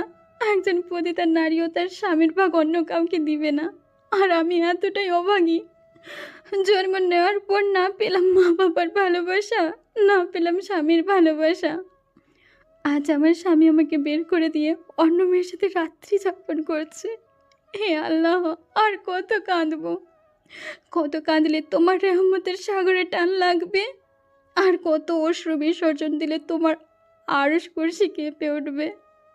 কত কাঁদলে তোমার রহমান আর রহিম নামের দয়ার সাগরে টান লাগবে? তুমি না বলেছে এতিমদের অভিভাবক তুমি? তুমি না বলেছে যার কেউ নেই তার তুমি আছো? আল্লাহ, এতিম মানুষের চোখের পানি তোমার দেখতে কি খুব বেশি ভালো লাগে? আর যে আমি পারছি না। হে রহিম রহমান, আমার আল্লাহ, আমার স্বামীকে আমার করে দাও। হ্যাঁ, আমার স্বামীকে তোমার জান্নাতে নিয়ে একসাথে থাকতে চাই। ও আমার আল্লাহ, তোমার এতিম গুনাহগার বান্দি কাঁদে, তুমি দেখো না গো আল্লাহ। কষ্ট দিবে দাও, আরও দাও। আমার স্বামীকে আলাদা করে দিও না। আমার বেঁচে থাকার অবলম্বন কেড়ে নিও না। হে আল্লাহ, হ্যাঁ আমার স্বামীকে, হ্যাঁ আমার স্বামী আমাকে এত মারে, এত কষ্ট দেয়। তুমি তো দেখেছো, আমাকে 3বার থাপ্পড় দিয়েছে, 3বারই আমার ঠোঁট কেটে রক্ত বাইর হয়ে গেছে। ও আমার আল্লাহ, তুমি আমার স্বামীর ওপর গজব দিও না। আল্লাহ, আমি কিন্তু খুশি আছি তবুও, তুমি রাগ করো না। আমাকে মেরেছে আল্লাহ, তোমায় কিন্তু মারেনি। আল্লাহ, আমি কিন্তু খুশি আছি, তুমি রাগ করো না। আমার স্বামীকে তুমি হেদায়েত দাও। আল্লাহ, তুমি আমার স্বামীকে হেদায়েত দাও, গজব দিও না। আমার স্বামীর বুকে শেষ নিঃশ্বাস ত্যাগ করো, তৌফিক দান করো আল্লাহ। তোমার এতিম গুনাহগার বান্দি এই ফরিয়াদ দেখে তোমার দরবার থেকে হাত নামাচ্ছে আল্লাহ। আমিন। এদিকে দরজার ওপাশ থেকে কথার মনোযোগ শুনে নিজের অজান্তেই চোখে পানি এসে গেল। পিছনে তাকিয়ে দেখি সাথী। তুমি এখানে, আর আমি সারা বাড়ি তোমাকে খুঁজতেছি। এই, তুমি কাঁদছো কেন? কথাটা বলে সাথী কান্না করে দিয়ে বলল, কখনো আমায় ছেড়ে যাবে না তো? আমি খুব ভয়ানক একটা স্বপ্ন দেখলাম তোমায় নিয়ে। তুমি আমাকে যদি ছেড়ে দাও তাহলে ফল কাটা ছুরি নিয়ে বলো, এটা আমি আমার গলায় চালিয়ে দেব। তুমি আমাকে ছেড়ে যাওয়ার আগে আমাকে খুন করে আমার লাশের উপর দিয়ে যাবে। এদিকে সাথী আমাকে জড়িয়ে ধরে কাঁদতে লাগলো। আমি অনিচ্ছা সত্ত্বেও সাথীকে বাহুডোরে আবদ্ধ করে নিলাম। সাথী কান্না করতে করতে শার্টটা ভিজিয়ে ফেলেছে। সাথীকে ছাড়িয়ে বললাম, ভয় পেও না, তোমাকে ছেড়ে কোথাও যাব না। তাহলে আমার মাথা ছুঁয়ে প্রমিস করো আমাকে ছেড়ে যাবে না। আমার হাতটা কাঁপছে, আমার চোখে বারবার পিচ্চিটার মায়াবী চেহারা ভেসে উঠতেছে। চোখ দিয়ে নিজের অজান্তেই পানি আসতে লাগলো। কী করব কিছুই বুঝে উঠতে পারছি না। জীবনটা এমন কেন? কখনো 1000 বছর বেঁচে থাকার ইচ্ছা জাগায়, আবার কখনো বা এক মুহূর্ত বাঁচার জন্যও নয়। এই রাজ, তুমি আমার মাথায় ছুঁয়ে প্রমিস করবে না? কখনো আমি ছেড়ে যাবে না? প্লিজ প্রমিস করো। তোমাকে হারালে সত্যি আমি যে বাঁচবো না, মরে যাবো সত্যি। প্লিজ প্রমিস করো, নয়তো ছুরিটা গলায় চালিয়ে দিব কিন্তু আমি। প্লিজ, তুমি যে আমার ভালোবাসা, তুমি যে আমার জীবনের একটা অংশ। এই যে তোমার মাথা ছুঁয়ে প্রমিস করছি, কখনো কোনোদিনও তোমায় ছেড়ে যাব না। তুমি যে আমার ভালোবাসা, তুমি যে আমার জীবনের একটি অংশ। প্লিজ মরার কথা বলবে না আর। আমি কাকে নিয়ে বাঁচবো বলো? আচ্ছা রাজ, তোমাকে একটা কথা বলি, রাগ করবে না তো? কি বলবে বলো? আমাকে একটা পাপ্পি দিবে? আচ্ছা কাছে এসো। কাছে আসার কথা শুনে সাথী এতটা কাছে এসে পড়লো, সাথীর নিঃশ্বাস আমার মুখে পড়তেছে। আমার ইচ্ছে করতেছে না, তবুও নিজের অজান্তেই সাথী কপালে ভালোবাসার স্পর্শ এঁকে দিলাম। এদিকে সাথী আমাকে ধাক্কা দিয়ে বিছানায় ফেলে দিল। তারপর আর কিছু মনে নেই, তবে কি যেন দরজাটা চাপিয়ে দিল। হঠাৎ বিছানাটা কাঁপতেছে, চোখ খুলতে দেখি ফোন এসেছে। ফোন স্ক্রিনের দিকে তাকাতেই দেখি হিটলারটা ফোন। আমি ভয়ে ভয়ে ফোনটা তুলতে ওপাশ থেকে বলতে লাগলো, কখন থেকে ফোন দিচ্ছি, ফোন ধরার কোনো নাম নেই। কয়টা বাজে, এখনো ঘুমাচ্ছিস? তাড়াতাড়ি এসে গেট খুলে দিয়ে যা। কাম ছাড়ছে, সাথী এখনো আমার বুকে শুয়ে আছে। এত সকালে বাসার সাথীকে দেখলে আমাকে কুরবানি করবে। মাথা কাজ করতেছে না। এই সাথী, আর কত ঘুমাবে? এবার তো উঠো। হুম, বাবু আর একটু ঘুমো। উঠবা তুমি? তাড়াতাড়ি উঠো। সাথী চোখ কুচলে কুচলে উঠে বলল। কি হয়েছে? আমি বললাম, বাবা এসেছে বাইরে, দাঁড়িয়ে আছে, কুরবানি করবে আছে আমাদের। এখন কি হবে? যা হবার হবে। বুক থেকে তো সরো, শাড়িটা পরে নাও। শাড়িটা ঠিক করে রুমের বাইরে এলো। আমি ভয়ে ভয়ে বাসার গেটটা খুলতেই বাবা বলল, গেট খুলতে এত সময় লাগে? আর ওই মেয়ে এখানে কেন? কেন এসেছে এত সকালে? আমি কি বলবো ভেবে পাচ্ছি না, খুব ভয় হচ্ছে। হঠাৎ কথা বলতে লাগলো, বাবা, সাথী আমার বান্ধবী, এদিক দিয়ে যাচ্ছিল আর আমাকে ফোন দিলে আমি আসতে বলি। বাসায় আসার পর দেখি রাজার সাথে পূর্ব পরিচিত। সাথী, তুমি কিছু মনে করো না, রাজের বাবা এমনই, সব কিছু সন্দেহের চোখে দেখে। আন্টি, আমি কিছু মনে করিনি। আমার আজ তারা আছে। এখন তাহলে উঠি, অন্যদিন আবার আসবো। সাথে চলে গেলে কথাকে ছোট্ট করে একটা ধন্যবাদ দিলাম। কথা করুণ দৃষ্টিতে আমার দিকে তাকালো। কথার কলেজে ক্লাস শুরু হয়েছে। কথাকে বাবা কলেজে দিয়ে আসতে বলল।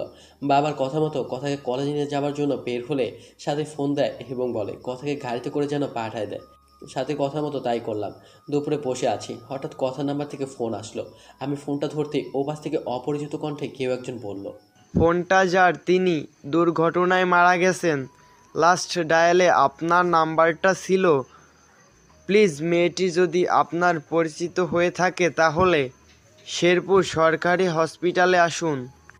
কথাটা শুনে কিছুক্ষণের জন্য পাথর হয়ে গেছিলাম। কি থেকে কি হয়ে গেল? হসপিটালে গিয়ে দেখি মাথাটা থেতলে গেছে, নাক দিয়ে রক্ত বের হয়ে আছে, মুখটা অনেক মায়াবী লাগছে। আজ কেন জানি বুকটা ফেটে কান্না আসছে। আজ তো আমার সুখের দিন, আমার পথের কাঁটা দুনিয়া থেকে বিদায় নিয়েছে। তবে কেন এত কষ্ট হচ্ছে? মনে হচ্ছে প্রাণটা দেহ থেকে বের হয়ে যাচ্ছে। হে আল্লাহ, ভালোবাসা পাওয়ার জন্য নিজের স্ত্রীকেও খুন করে ফেললাম। কিছুক্ষণ পর বাবা মা আসলো, তারাও কাছে। বাবা সবচেয়ে বেশি কাছে। আজ কথার দাফন, কথা লাশটা কাঁধে নিয়েছি। মনে হচ্ছে কলিজাতে কেউ ছুরি চালিয়ে দিয়েছে। দূরে সাথীকে দাঁড়িয়ে থাকতে দেখলাম। সাথীও আজ কাঁদছে। আকাশ বাতাস হয়তো কাঁদছে আজ। আকাশ বাতাস আজ মনে হয় কাঁদছে। কথাকে দাফন করে আসলাম। সাথী আমাকে নির্জনে ডেকে নিয়ে অনেক কান্না করলো, ক্ষমাও চাইলো। সরাসরি আমার পায়ে পড়ে বলতে লাগলো, রাজ, আমাদের ভালোবাসার জন্য একটা নিষ্পাপ জীবনকে হত্যা করে ফেললাম। আমি সাথীকে সান্ত্বনা দেওয়ার জন্য বললাম, তুমি অন্যায় করনি। যদিও বা করে থাকো, সব তোমার ভালোবাসা পাওয়ার জন্য করেছো। সাথী চলে গেল। কথা ছায়া মনে হয় প্রতিনিয়ত আমার পাশেই ঘুরে। কেমন যেন উদাসীন লাগে। আজকে ভাবলাম সাথীর কাছে যাই। এইভাবে আর পারছি না। আজ রাতটা সাথীর সাথে থাকবো। সাথীকে ফোন দিয়ে না পেয়ে বাসায় গেলাম। বাসায় গিয়ে দেখি দরজাটা খোলা। আমি সরাসরি সাথীর রুমে চলে গেলাম। সাথী রুমের কাছে যেতেই দরজার ভেতর থেকে পুরুষ কোটের আওয়াজ শুনলাম। আমি ভেতরে কি হচ্ছে তা দেখার জন্য জানালা পর্দা সরিয়ে রুমের ভিতরে তাকাতেই চমকে উঠলাম। সাথী আর তার ভাই পরকীয়ায় ব্যস্ত। হঠাৎ সাথী যা বললো তা শোনার জন্য একেবারে অপ্রস্তুত ছিলাম। বাবু, কতদিন ধরে আদর করো না, প্লিজ আর একটু কাছে এসো। আমার বাবুটা কি হট। ইস, আমার বুঝে লজ্জা করে না? ও মা, তাই বুঝি? কোথায় লজ্জা করে? কথাটা বলে কিস করতে লাগলো আর বলতে লাগলো বাসর রাতে কে আগে জড়ায় ধরেছিল। আর আমরা তো স্বামী স্ত্রীর মাঝে কিসের লজ্জা? পৃথিবীর সবাই জানে আমরা ভাই বোন, তবে আমরা দুজন ছাড়া। কথাটা বলে সাথীর ঠোঁজোড়ার সাথে সজীবের ঠোঁজোড়া মিলিয়ে দিল। এইসব দৃশ্য দেখে আমার পায়ের তলা মাটি সরে যাচ্ছে, চোখ দিয়ে অজরে পানি ঝরছে। যার জন্য আমার নিষ্পাপ বউকে হারালাম। মন চাইছে কালনাগিনীকে খুন করি। কথার মুখটা বারবার চোখের সামনে ভেসে উঠছে। ওগো শুনছো, আমাদের প্ল্যান সাকসেসফুল হওয়ার পথে। আমাদের পথের কাটা কথাকে গাড়ি চাপা দিয়ে মেরে ফেলেছি। মেয়েটার আজকে অনেক ভালোবাসতো, কিন্তু আমার অভিনয়ের কাছে সব ভালোবাসা চাপা পড়ে গেছে। আমার বউটা অভিনয়ে অ্যাওয়ার্ড পাবে। তুমি একদম পারফেক্ট অভিনয় করেছো। সবচেয়ে রেলগাড়ির নিচে চাপা পড়ে মরার প্ল্যানের সাথে সাথে অভিনয়টা একদম সুপারহিট হয়েছিল। দেখতে হবে না বউটাকার? এখন শেষ একটা কাজ হচ্ছে, আমার জন্য পাগল রাজকে বিয়ে করে কৌশলে তার সমস্ত সম্পত্তি লিখে নিয়ে আমার বাবুটাকে নিয়ে আমেরিকা চলে যাওয়া। আর তাই এই মাসেই পূরণ হবে। কথাগুলো শুনে বুকের ভেতরে ছিনচিনে ব্যথা করছে। মন চাচ্ছে দুইটাকে খুন করি, এদের জন্য আমার স্ত্রী কথা পড়ে পারে, কিন্তু না, এদের এইভাবে মারলে ফেসে যাব। তাই কৌশলে আমার স্ত্রী হত্যার প্রতিশোধ নিতে হবে। আজ বাইক চালাচ্ছি আর কথার কথা ভাবছি, মনে হচ্ছে কথা আমার পাশে বসে আমাকে শক্ত করে জড়িয়ে ধরে আছে। চোখ দিয়ে নিজের অজান্তেই পানি আসছে। বাড়িতে এসে বাবাকে জড়িয়ে ধরে ছোট বাচ্চার মতো কান্না করে দিলাম। খুব কষ্ট হচ্ছে। বাবা মাথায় হাত বুলিয়ে দিয়ে বলল, আল্লাহর উপর ভরসা রাখ, তিনি সবকিছু ঠিক করে দিবেন। রুমে এসে শুয়ে পড়লাম। চোখ বন্ধ করতে পিচ্ছিটাকে দেখতে পাই। খাইতে গেলে মনে হয় খেয়ে যেন বলে, তুমি খাবে না? তুমি না খেলে আমিও খাবো না। পারছি না আর এভাবে থাকতে। হঠাৎ ক্রিং ক্রিং করে ফোনটা বাজছে। ফোনের দিকে চেয়ে দেখি কাল লাগিনি ফোন দিয়েছে। অনিচ্ছা থাকা সত্ত্বেও ফোনটা ধরলাম। আমার বাবুটা কেমন আছে? আমার বাবুটাকে বড্ড বেশি মিস করছি। বাবুটা কি একটু আমার সাথে দেখা করবে কি পার্কে? আমার যে মুখটা চিনচিনে ব্যথা করছে। এতগুলো আর অল্প দিন পরই আমার বাবুটাকে আপন করে পাবো। প্লিজ এসে পড়ো পার্কে। আমি কাল লাগিনি ফোনটা কেটে পার্কে চলে গেলাম। পার্কে গিয়ে চুপচাপ দাঁড়িয়ে আছি। নীল শাড়ি পরেছে, নোংরা শরীরটা ঢেকে রেখেছে নীল পোশাকের আড়ালে। যদি কেউ নোংরা মনে কার্যকলাপ দেখতে পারতো, মনে হয় কেউ থুতো পর্যন্ত দিত না এই শরীরে। কি হলো বাবু, তোমার পছন্দের শাড়ি পরেছি, কেমন লাগছে বললে না তো আমার? কি বলবো? আচ্ছা বাতো, আমাদের পথের কাটা তো নেই, চলো না আজ বিয়ে করে নি।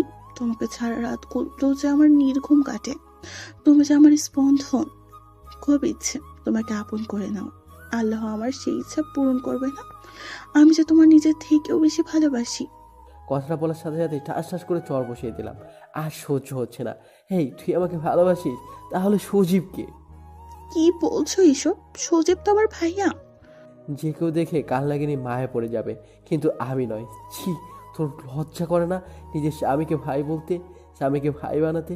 আমি সেদিন তোর বাসায় গিয়ে সব দেখেছি আর সব শুনেওছি। তোদের দুজনকে আমি নিজের হাতে খুন করে আমার ফুলের মতো নিষ্পাপ স্ত্রী হত্যার প্রতিশোধ নেব। তার আগে দেখো ভিডিওটা।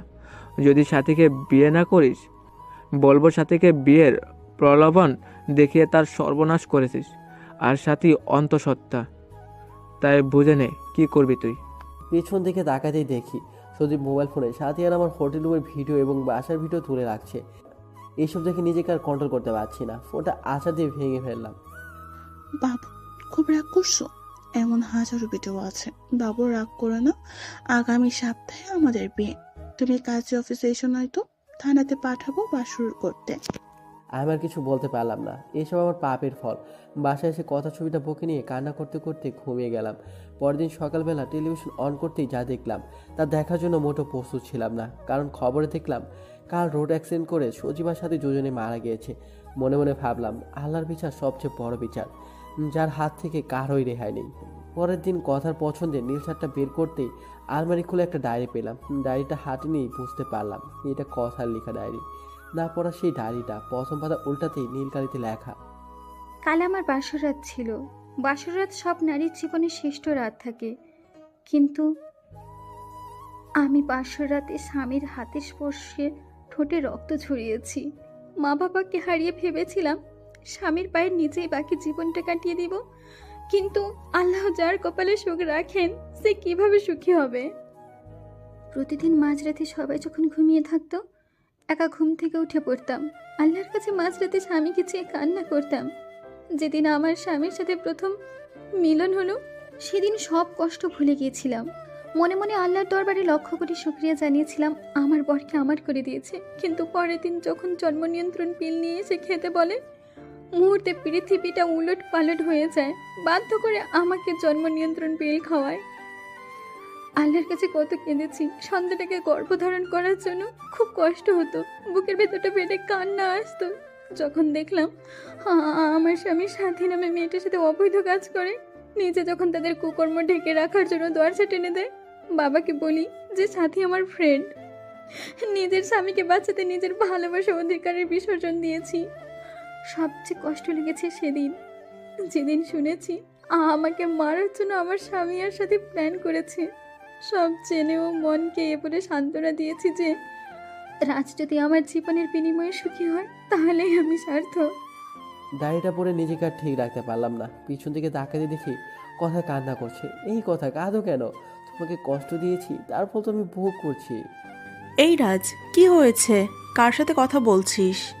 মা কথা বলো না, কথা কান্না করছে। ওকে আমি না খুব কষ্ট দিয়েছি মা। মা বাবা আমাকে নিয়ে হসপিটালে গেল, এখন আর আমার কোনো চিন্তা নেই। কথাকে সাথে নিয়ে ঘুমাই। শালা পড়ালেখা করে পাগল হয়েছে, আবার আমাকে পাগল বলে, কত বড় সাহস! আরেকবার যখন পাগল বলছে তখন গলা ধাক্কা দিয়ে ফেলে দিয়েছি। আমাকে জোর করে একটা রুমে আটকে রেখেছে। রুমে শুধু আমি আর কথা। নার্সকে জিজ্ঞেস করলাম আমি এখন কোথায়। নার্স বলল, আপনি এখন পাবনে আছেন আপনার বউ কথার সাথে। কথাটা বলে একটা কিসে যেন ইঞ্জেকশন দিয়ে দিল। ঘুম থেকে উঠে দেখি কথা আমার দিকে চেয়ে চেয়ে হাসছে। বাবা মা আসে। বাবাকে বললাম, বাবা আমাকে এখান থেকে নিয়ে চলো না, আমার এখানে থাকতে ভালো লাগে না। তোমাদের সাথে নিয়ে চলো না, সাথে তোমাদের বৌমা কথাকেও নিয়ে চলো। ও বাবা কাঁদছো কেন? আমাকে এখান থেকে নিয়ে যাবে না? জানো বাবা, এখানে না কেউ আমার সাথে কথা বলে না, শুধু কথা ছাড়া। বাবা আমাকে নিয়ে চলো না, আমি থাকবো না। কথাগুলো বলে কাঁদতে লাগলাম। বাবা মাকে নিয়ে চলে গেল। তারপর নার্স এসে একটা ইঞ্জেকশন দিয়ে গেল। তারপর আর কিছু মনে নেই। সবসময় কথার সাথে কথা বলতাম। এদিকে আজ মা বাবা আমাকে নিতে আসে। এখন কথা আর আমার সাথে কথা বলে না। আমি জানি কথা মারা গেছে। মা বাবা আমাকে বাসায় নিয়ে আসলো। রাজ বাবা, তুমি 5 বছর পাগল হয়ে পাবনা মানসিক হসপিটালে ছিলে। এই 2 বছরে অনেক পরিবর্তন হয়ে গেছো। আমরা আজ নিঃস্ব, ব্যবসাতে ক্ষতি হয়েছে, ব্যাংকের লোকদের ঋণ পরিশোধ করতে বাড়িটাও বিক্রি করে দিছি। এখন এই বাসাতে ভাড়া আছি। বাবা কথাগুলো শুনে নিজের অজান্তে চোখের কোণে পানি চলে আসলো। আমার বাবা এই বয়সে অফিসে কাজ করে। মনে মনে ভাবলাম আমার কোনো না কোনো জব করতে হবে। যেই বাবা সেই কাজ। কয়েকটা জায়গায় আবেদন করলাম, সাথে একটা প্রাইভেট প্রতিষ্ঠানে শিক্ষকতা করার জন্য আবেদন করলাম। সপ্তাহখানেক পর নোটিশ আসলো, সেই প্রতিষ্ঠানে আমাকে জয়েন করতে বলেছে। দিনগুলো ভালোই কাটছিল, কিন্তু প্রতি রাতেই কথার স্মৃতিগুলো আমাকে ঘুমাতে দেয় না। কথার সেই দুষ্টুমিগুলো আজও আমাকে কাঁদায়। প্রতি রাতে কথার ছবি বুকে নিয়ে ঘুমাই, খুব কষ্ট হয়। মাঝরাতে মনে যেতে শুধু একটা কথাই বলি, আল্লাহ আমার স্ত্রীটাকে ভালো রেখো। এদিকে স্কুলে একটা বাচ্চাকে দেখে খুব অবাক হয়ে গেলাম। কি সুন্দর করে হাসে, ঠিক কথার মতো। কি মায়াবী চাহনি, মনে হচ্ছে কথার প্রতিচ্ছবি তার মাঝে দেখতে পাচ্ছি। আমি মেয়েটাকে ডাক দিয়ে বললাম, তোমার নামটা কি মামনি? আসসালামু আলাইকুম। ওয়ালাইকুম আসসালাম। উত্তরটা দিয়ে মনে মনে ভাবতে লাগলাম, এতটুকু একটা বাচ্চা মেয়ে হাই হ্যালো না বলেই সালাম দিল। আপনি কি জানেন না, কারোর সাথে কথা বলতে হলে প্রথমে সালাম দিয়ে কথা শুরু করতে হয়? আমার নাম তানজিনা কারিম রাইসা। নামটা শুনে বুকটা কেঁপে উঠল। আপনি আমাদের নতুন টিচার। হ্যাঁ মামনি, আমি তোমাদের নতুন টিচার। এই নাও চকলেট, আমরা আজ থেকে ফ্রেন্ড, কেমন? ফ্রেন্ডস। তুমি আমার চকলেট নিলে আমাকে পাপ্পি দেবে না? তুমি এত কিপটা কেন? তোমার সাথে আরে কান ধরো, কান না ধরে বলবে রাজকন্যার সাথে আর কোনোদিন অপরাধ করব না। তুমি জানো না রাইসা নামের মেয়ের অর্থ রানী? আমি না তোমার টিচার, টিচারকে কি কান ধরতে বলা লাগে? ঈশান না সাই, তুমি এখন আমার বন্ধু। কিছুক্ষণ আগে চকলেট দিয়ে বন্ধু বানিয়েছি, তোমার টিচারকে ক্লাসে দেখাবে।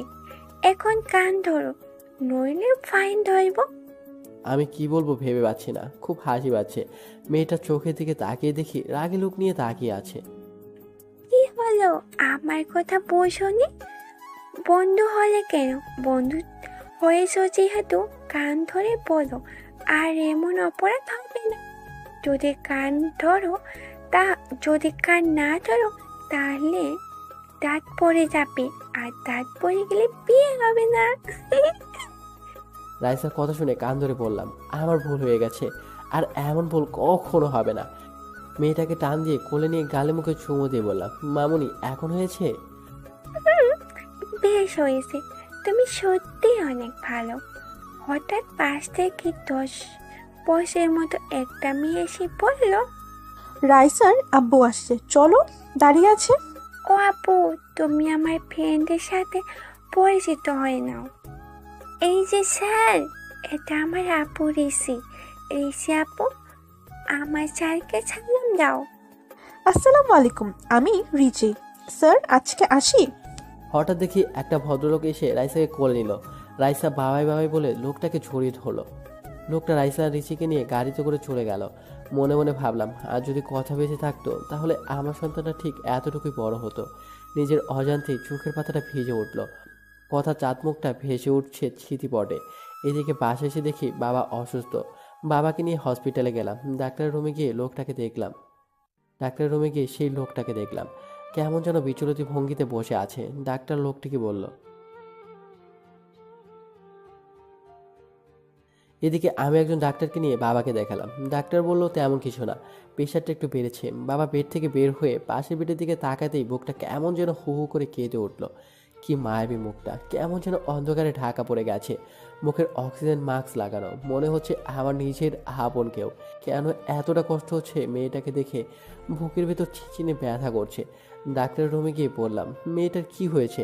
পাশ থেকে লোকটি বলল, কাল স্কুল থেকে আসার সময় গাড়ির দুর্ঘটনা হয়, প্রচুর ব্লাড যায়, মাথায় অনেক আঘাত পেয়েছে।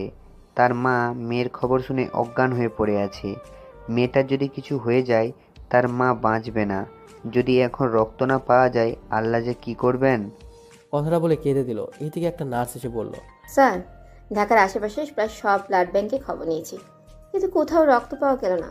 এদিকে পেশেন্টের অবস্থাও ভালো না, জানি না কি হবে। নার্সের কথা শুনে রফিক সাহেব কেঁদে দিলেন। আমার কেন জানি কথাগুলো শুনে খুব কষ্ট হচ্ছে। আমি ডাক্তার সাহেবকে বললাম, ডাক্তার সাহেব আমি রক্ত দেব, আমার রক্তের গ্রুপও ও নেগেটিভ। ডাক্তার তাড়াহুড়া করে আমাকে নিয়ে শুয়ে দিলেন। 2 ব্যাগ রক্ত নিয়ে রাইসাকে দিল। আমি কিছুক্ষণ শুয়ে থেকে বাবার কাছে চলে আসলাম। পরের দিন বাবাকে নিয়ে বাসায় ফিরি। হসপিটাল থেকে আসার সময় রাইসার পিঠের দিকে তাকিয়ে দেখি একটা মেয়ে রাইসাকে জড়িয়ে ধরে আছে। মনে হচ্ছে এইটাই রাইসার মা, কিন্তু মানুষটাকে খুব পরিচিত লাগছে। এক ধ্যানে তাকিয়ে আছে মেয়েটার দিকে। কিরে রাজ, বাসায় যাবি না? এইভাবে দাঁড়িয়ে পড়লি যে? বাবার কথা শুনে খানিকটা চমকে বললাম, চলো বাবা। বাবাকে নিয়ে বাসায় আসার পর বিছানায় গা এলিয়ে দিই। পরের দিন হঠাৎ কে যেন দরজাটা নক করছে। আমি দরজাটা খুলতে আমার মাথাটা ঘুরতে লাগলো, পা দুটো কাঁপছে। কথা, তুমি বেঁচে আছো? হ্যাঁ, বেঁচে আছি। তুমি কিভাবে ভেবেছিলে আমি মরে গেছি? যাকে আল্লাহ বাঁচায় তাকে কেউ ক্ষতি করতে পারে না। কিন্তু আমি যে স্পষ্ট দেখেছি সেটা তুমি রোড অ্যাক্সিডেন্টে মারা গিয়েছো। তুমি ভুল দেখেছো। তুমি জানো না এই পৃথিবীতে একজন মানুষের নেই আরো 7 জন মানুষ রয়েছে। আচ্ছা বাদ দাও, এই নাও আমার বিয়ের কার্ড। তুমি কিন্তু আসবেই, আঙ্কেল আন্টির সাথে জান্নাতকেও নিয়ে আসবে। কথা, আমি তোমাকে অনেক ভালোবাসি, বড্ড বেশি ভালোবাসি। আমার ভুল বুঝতে পেরেছি। প্লিজ কথা, আমাকে ক্ষমা করে দাও। তোমাকে ছাড়া আমি সত্যি বাঁচবো না। প্লিজ ছেড়ে যেও না আমায়, প্লিজ।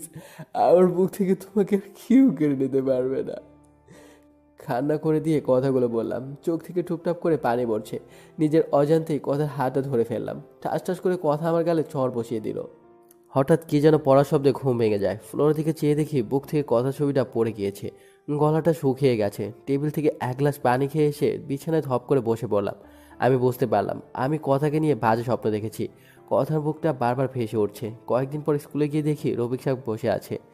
আপনাকে আজকে আমাদের বাড়িতে দাওয়াত, সন্ধ্যায় আসবেন। আজ আমাদের রাইসার 5ম জন্মবার্ষিকী। রফিক সাহেব কথাটা বলে ঠিকানা দিয়ে চলে গেল। এদিকে সন্ধ্যায় ঠিকানা দেওয়া বাসায় গিয়ে নক দিলাম। একটা কাজের মেয়ে দরজা খুলে দিল। বাসাটা খুব সুন্দর করে সাজানো হয়েছে। রাইসা দৌড়ে এসে আমাকে জড়িয়ে ধরলো। খুব সুন্দর লাগছে। মেয়েটাকে কোলে নিয়ে গালে মুখে চুমু দিয়ে জড়িয়ে নিলাম। অজানা এক প্রশান্তি মনে হচ্ছে ছুঁয়ে গেল। বাড়িতে প্রায় আমাদের স্কুলের টিচারদের দাওয়াত করা হয়েছে। হঠাৎ সিঁড়ি দিয়ে কাউকে নামতে দেখে থমকে গেলাম। নীল রঙের চশমাটা খুলে মুছে আবার চোখে পড়লাম। বুকের স্পন্দনটা বেড়ে যাচ্ছে। কারণ এ তো আর অন্য কেউ না, এ তো কথা। এটা কিভাবে সম্ভব? যাকে নিজ হাতে দাফন করেছি, যার চাঁদমুখখানা এখনো ভেসে ওঠে, কিন্তু কথা আবার বেঁচে আছে। কথা দিকে তাকিয়ে পলক ফেলতে পারছি না। নিজের অজান্তেই কথা নামটা ধরে ডাকতে গিয়েও গলাটা কেমন যেন ধরে এলো। অন্যদিকে পাশ থেকে কি যেন বলে উঠল, তোমার সাজতে এত সময় লাগে কেন? সবাই তোমার জন্য অপেক্ষা করে আছি।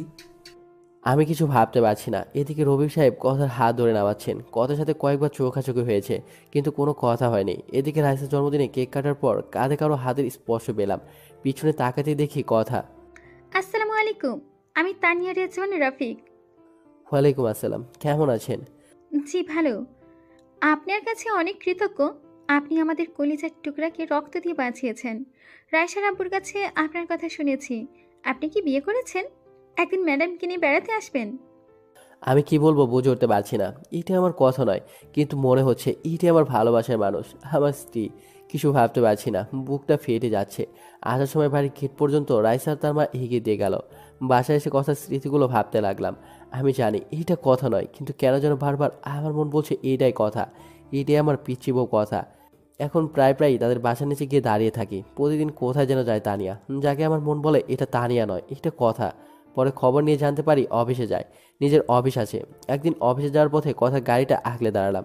গাড়িটা দাঁড় করাতে বললাম, যদি কিছু মনে না করতেন পার্কে গিয়ে বুঝতে পারি আপনার সাথে কিছু কথা আছে। আচ্ছা চলেন। একটা পার্কে গিয়ে গাড়ি দাঁড় করালো। কিছু বলবেন? আমার যেতে হবে। একটা সত্যি কথা বলবেন? বলেন, কি বলতে চান? আমার মন বলছে তুমি তানিয়া না, তুমি আমার কথা। আমার মন বলছে প্লিজ মিথ্যে বলো না। আপনি কি ঠিক আছেন মিস্টার রাজ? আমি তানিয়া রেজওয়ান রফিক। আপনার কথা কি বলছেন এসব? আপনি এসব কথা বলতে এখানে এসেছেন আমার? ছি, লজ্জা করে না? আমি মিথ্যা বলছি না। এরপর কথার সাথে ঘটে যাওয়া সবকিছু খুলে বললাম। কি আশ্চর্য! আপনি কি আমাকে নাটকের স্ক্রিপ্ট শোনাচ্ছেন? প্লিজ, আমি জানি তুমি আমার কথা, তুমি আমার সাথে মিথ্যা বলছো। কি আশ্চর্য! আমার বিয়ে হয়েছে, বাচ্চাও আছে দুটো। প্লিজ কথা, তুমি কথা বলো, তুমি মিথ্যে বলছো। আমার মন কখনো মিথ্যা বলে না। কথাটা বলে কথার হাত ধরে ফেললাম। কথার হাতটা ছাড়িয়ে ঠাস ঠাস করে চর বসে বলতে লাগলো। আপনাকে ভালো ভেবেছিলাম, কিন্তু আপনার যে চরিত্র খারাপ তা বোঝার বাকি রইল না। লজ্জা করে না অন্য স্ত্রীর হাত ধরতে? আপনার কি বউ নেই? জানেনই আমার স্বামী আর 2টা মেয়ে আছে। তারপর আমাকে কেন বিরক্ত করেন? নির্ঘাত আমার মেয়ের জীবন বাঁচানোর জন্য আজ আপনাকে লোক ডেকে অপমান করলাম না, নইলে আজ আপনাকে পুলিশে দিতাম। ছোট লোক, নারীদের সম্মান করতে শেখেননি, জন্মের দোষ রয়েছে আপনার। কথাটা বলে জিভে কামড় দিল। এদিকে তানিয়া যাকে কথা ভেবে নিজের অজান্তে হাতটা ধরে ফেলেছিলাম, কিন্তু সে তো আমার কথা না। নিজের প্রতি আজ প্রচণ্ড ঘৃণা হচ্ছে। আজ আমার জন্য আমার মা বাবা কথা শুনলো। সরি, আমি ঠিক এমনটি বলতে চাইনি। না ঠিক আছে, বলবেন না কেন? আমি যে হতভাগা, নিজের স্ত্রীকে কত কষ্ট দিয়েছি, এতটা ভালোবাসা সত্ত্বেও দূরে সরিয়ে দিয়েছি। তবে জানেন, এখনও মাঝরাতে তার জন্য কান্না করি। তার ছবিটা বুকে নিয়েই ঘুমাই, তার ডায়েরিটা বুকে নিয়ে প্রতি রাতেই কাঁদি। 5 বছর পাগল হয়ে পাবনায় ছিলাম, জানি না আর কত কষ্ট পাবো। আল্লাহ যেন আমাকে আরও কষ্ট দেন। জানেন, যেদিন আপনাকে দেখেছি না, সেদিন আমার মন বলছে আপনি আমার কথা, আমার কলিজার টুকরার মতো। কিন্তু না, সেটা তো আমারই ভুল। কারো মতো দেখতে বা কথা বলতে পারলেও সে যে আপন কেই বা হবে তা তো কথা নয়। ক্ষমা করে দিবেন, ভালো থাকবেন। এই যে ডায়েরিটা, এখানে সব কিছু লেখা আছে। আবারও বলছি, আপনাকে আমার স্ত্রী ভেবে ডিস্টার্ব করার জন্য দুঃখিত। খুব বাজে তো আমি, তাই। আচ্ছা আসি। চোখ দিয়ে অঝরে পানি পড়ছে। আজ আর বাঁচার ইচ্ছা করছে না, বুকটা ফেটে যাচ্ছে। বারবার কথা চাঁদমুখখানা ভেসে উঠছে। এদিকে কখন যে মাঝরাতে এসে পড়েছি আমি নিজেও জানি না। পিছন থেকে কে যেন ডাকছে। পিছন দিকে চেয়ে দেখি তানিয়া হাত দিয়ে ইশারা দিয়ে সরে যেতে বলছে। আমি মুগ্ধ নয়নে তাকিয়ে আছি। এদিকে তানিয়া দৌড়ে আসে। কি সুন্দর লাগছে, মনে হচ্ছে আমার কলিজার টুকরা কথা দৌড়ে আসে আমাকে ভালোবাসার পরম শিহরণে জড়িয়ে দেওয়ার জন্য। হঠাৎ কি যেন ধাক্কা দিয়ে শূন্য উড়িয়ে ফেলে দিল। পাশ দিয়ে একটা বাস চলে গেল। আমি ধাক্কা খেয়ে রাস্তার একপাশে গড়িয়ে পড়লাম। চোখ দুটি রক্তে বন্ধ হয়ে আসছে। নাক মুখ দিয়ে রক্ত বের হচ্ছে। অনুভব করতে পারছি কে বুকের সাথে শক্ত করে জড়িয়ে ধরে আছে আমায়, আর বলছে, ক্ষমা করে দাও আমায়। আমি তোমার কথা, তোমার কিছুই হবে না। আমাকে ছেড়ে কোথাও যেতে পারো না। কেউ কি শুনছেন? প্লিজ আমার স্বামীকে বাঁচাও। আল্লাহ, আমার স্বামীকে হেফাজত করো। কে আছো তোমরা? আমার স্বামীকে হসপিটালে নিয়ে যাও। চোখ দুটি বন্ধ হয়ে আসে। শত চেষ্টা করেও চোখ দুটি খুলতে পারছি না। নিঃশ্বাস বন্ধ হয়ে আসে। কানে ভেসে আসে কথার আহাজারি। বারবার কপালে চুমু খাচ্ছে আর শক্ত করে জড়িয়ে ধরে কাঁদছে। তারপর আর কিছু মনে নেই। অন্যদিকে একদল লোক এসে আমাকে হাসপাতালে নিয়ে যায়। এদিকে কথাকে আজ পাগল লাগছে। ফোনটা বের করে আমার বাবার কাছে ফোন দিয়ে কাঁদতে লাগলো। কিরে মা, কাঁদছিস কেন? কথা বলছিস না কেন? বাবা, রাজ অ্যাক্সিডেন্ট করেছে। বাবা, ওকে ছাড়া বাঁচবো না। ওকে বাঁচান বাবা। আমার মেয়েটার কি হবে মা?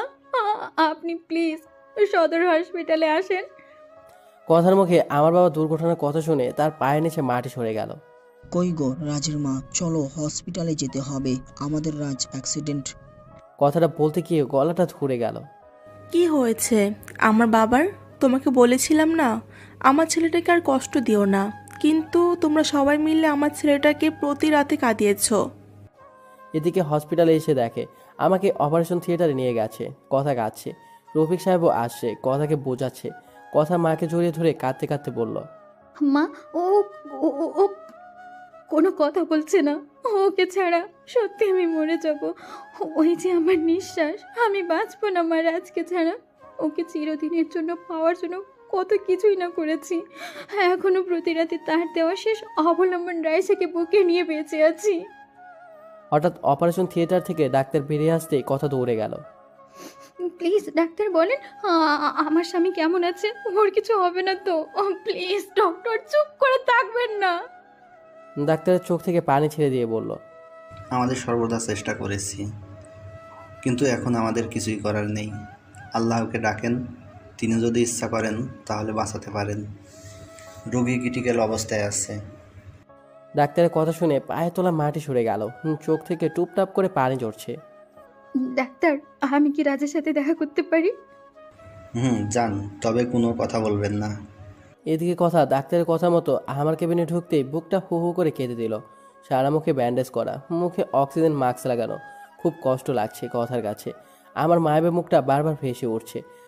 কথা কিছু না ভাবতে পেয়ে আমার পা দুটি জড়িয়ে ধরে কাঁদতে লাগলো, আর কাঁদতে কাঁদতে বলতে লাগলো, রাজ প্লিজ আমায় ক্ষমা করে দাও, আমায় ছেড়ে কোথাও যেও না। তোমার পায়ের নিচে থাকতে দিও। তোমার পায়ের নিচে আমার সর্বসুখ। আমি তোমাকে অনেক কষ্ট দিয়েছি, প্লিজ আমায় ছেড়ে যেও না। তুমি না বলেছ তোমার যদি কখনো মেয়ে হয় নাম রাইসা রাখবে? তুমি জানো না রাইসা তোমার আর আমার মেয়ে? জানো, তোমার মেয়ে জানে তুমি ওর বাবা। তোমাকে কতবার বাবা ডেকে বুকে জড়িয়ে নিতে চেয়েছিল, কিন্তু আমি তোমাকে বাবা বলে ডাকতে দেইনি। তুমি তোমার মেয়েকে বুকে জড়িয়ে নিবে না? ওই আমার জীবন আর আমার বেঁচে থাকার অবলম্বন। তোমাকে ছাড়া যে আমি আমাকে কল্পনাও করতে পারি না। কথাগুলো বলতে বলতে পা দুটো নিয়ে বুকের সাথে জড়িয়ে কাঁদতে লাগলো। সামনের পায়ে চুমো খাচ্ছি কথা। এদিকে পেছন থেকে এইসব নার্স দেখে নিজের অজান্তেই কেঁদে দিয়েছে। বোন, প্লিজ এভাবে কান্না করো না, আল্লাহকে ডাকো, রোগীর ক্ষতি হবে। নার্সের কথা শুনে রাজের পায়া ছেড়ে দিলাম, কলিজাটা ফেটে যাচ্ছে। বাসা থেকে ফোন দিল, রাইসা নাকি কাঁদছে, তাও আমার জন্য। কেউ তার কান্না যেন থামাতেই পারছে না। রাইসা শুনেছে আমি নাকি অ্যাক্সিডেন্ট করেছি। বাবাকে বলে বাসা যাওয়ার জন্য বের হতেই এক লোক বলল, ম্যাডাম, হাসপাতালে আসার সময় আপনার হাতে ডায়েরিটা ছিল। কথা ডায়েরিটা হাতে নিয়ে বাসায় আসতেই, তুমি আমার বাসায় আসবে না? তুমি বাবাইকে কষ্ট দিয়েছো, আমি সব শুনেছি। আঙ্কেলকে যখন ফোনে বলেছো যে বাবাই অ্যাক্সিডেন্ট করেছে, তাও তোমার জন্য তুমি আমাকে বাবা ডাকতে দাওনি। আমার বাবা অনেক ভালো, সেদিন আমার জন্য কান ধরেছিল, আমাকে বুকের সাথে জড়িয়ে ধরেছিল, আমার গালে মুখে পাপ্পি দিয়েছিল। আমি বাবাই ডাকতে চেয়েও বাবাই ডাকতে পারিনি। তুমি ডাকতে নিষেধ করেছিলে বলে ছোটবেলা থেকে বাবাইয়ের ছবি দেখেছি, বলেছো ওটা তোর বাবা। সেদিন বাবাইকে প্রথম দেখলাম, সেদিন দৌড়ে বাবার কোলে গিয়ে বলতে পারিনি বাবাই তুমি আমাকে ছেড়ে কোথাও যাবে না, কিন্তু পারিনি। স্কুলে যখন সব ছেলে মেয়েরা বাবার কোলে চড়ে তাদের বাবা জড়িয়ে ধরে আদর করে, তখন আমি তাদের দিকে চেয়ে থাকি। আমার খুব কষ্ট হতো তখন। রাইসা মামুনি, বাবাই ভালো হয়ে যাবে। মা আমার, তুমি কেঁদো না।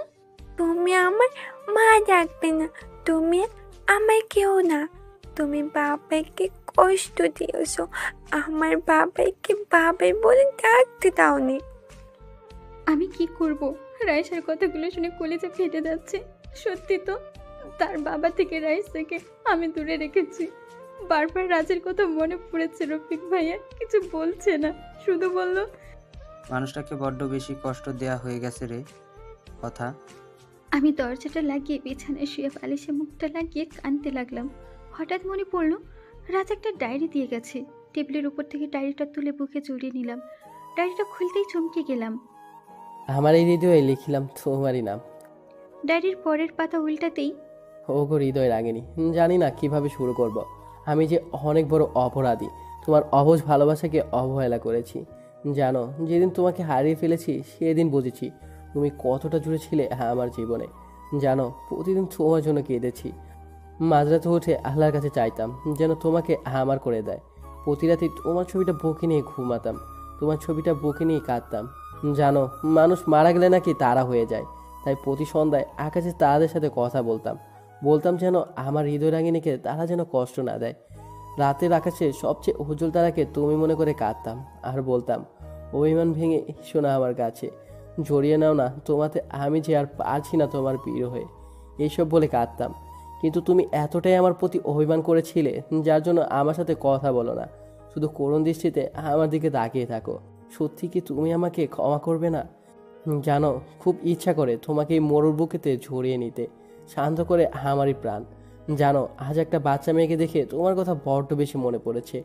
বাচ্চাটা দেখতে ঠিক তোমারই মতো। আমি এতটাই হতভাগী, নিজের বাচ্চাকে নিজ হাতে নষ্ট করে দিয়েছি।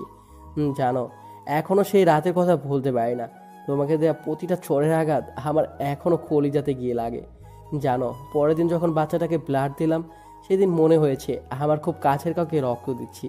বাচ্চাটার জন্মদিনে বাচ্চাকে বুকে জড়িয়ে নিতেই তোমার শরীরে গন্ধ পেলাম, কিন্তু যখনই শীতে তোমার মতোই কাউকে দেখলাম তখন সত্যি ভেবে নিয়েছিলাম আল্লাহ আমার ডাক শুনেছে। আমি আনন্দে আত্মহারা হয়ে গিয়েছিলাম, কিন্তু যখন শুনলাম তুমি কথা নাও, আমাকে ছিল না, তখন আমার কলেজেটা ফেটে যাচ্ছিল। যখন রফিক সাহেব এসে তোমার হাতটা ধরলো, আমার তখন মনে হয়েছিল কেউ যেন আমার কলিজাটা ধুমড়ে মুছে ছিঁড়ে যাচ্ছে। জানো, তুমি জেনেই নিজের অজান্তেই পাগলামি করছি, আর বাসায় এসে কেঁদে বুক ভাসিয়েছি। পরের দিন ঠিক করলাম তোমার লেখা ডায়েরিটা তানিয়া আম্মুকে দিয়ে তোমার কাছে চলে আসবো। আমি যে আর পারছি না, মৃত্যুর পথ বেছে নেওয়া ছাড়া আমার যার কোনো উপায়ই নেই। তোমাকে ছাড়া যে এখন আমার নিঃশ্বাস নিতেও কষ্ট হয়, কষ্টটা আরও বেশি হয় যখন তোমারই মতো তানিয়া নামক মেয়েটাকে তার স্বামীর হাত ধরে আমার সামনে দিয়ে হেঁটে যায়। জানো, বড্ড বেশি তোমার কথা মনে পড়ে। কি করব, আমি তোমাকে ছাড়া যে বাঁচতে পারছি না। তোমাকে নিয়ে লেখা শেষ অবলম্বনটা তোমাকে মনে করে তানিয়া আপুকে দিয়েই গেলাম। জানো, খুব কষ্ট হচ্ছে লেখাগুলো লিখতে। ডায়েরিটা পড়তেই চোখ দিয়ে জল গড়িয়ে পড়লো। আজকে কথার একটা মিথ্যার জন্য আমি মৃত্যুর কিনারায়।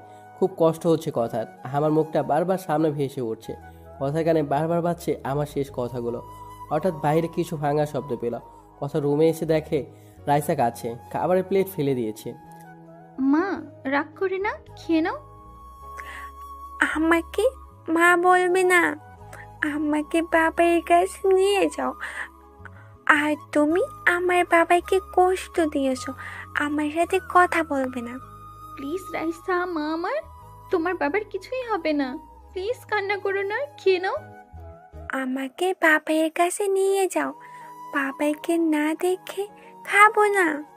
হঠাৎ সবুজকে আসে দেখেই কথা ভাইয়া বলে কেঁদে দিয়ে বলল, ভাইয়া, রাজ বাঁচবে না, রাজকে ছাড়া আমিও যে বাঁচবো না। সবুজ কথাকে বুকে নিয়ে বলল, কান্না করিস না বোন, আল্লাহ তাআলা সব ঠিক করে দিবেন। তো কান্না যে দেখতে পারি না, মা বাবাকে তো ছোটবেলায় হারিয়েছি, তানিয়াটাকেও প্রথম দেখাতেই হারিয়ে ফেলেছি। তোকে খুন করার জন্য সাথী নামের মেয়েটা কন্ট্যাক্ট করেছিল। তোকে খুন করতে এসে তোর গলার লকেট দেখে চিনে ফেলি তুই আমার ছোটবেলার হারিয়ে যাওয়া বোন কথা। কিন্তু সে সময় তানিয়াকে গায়ের নিচে পৃষ্ঠ হতে দেখি, তোর চেহারা তানিয়ার মতোই ছিল।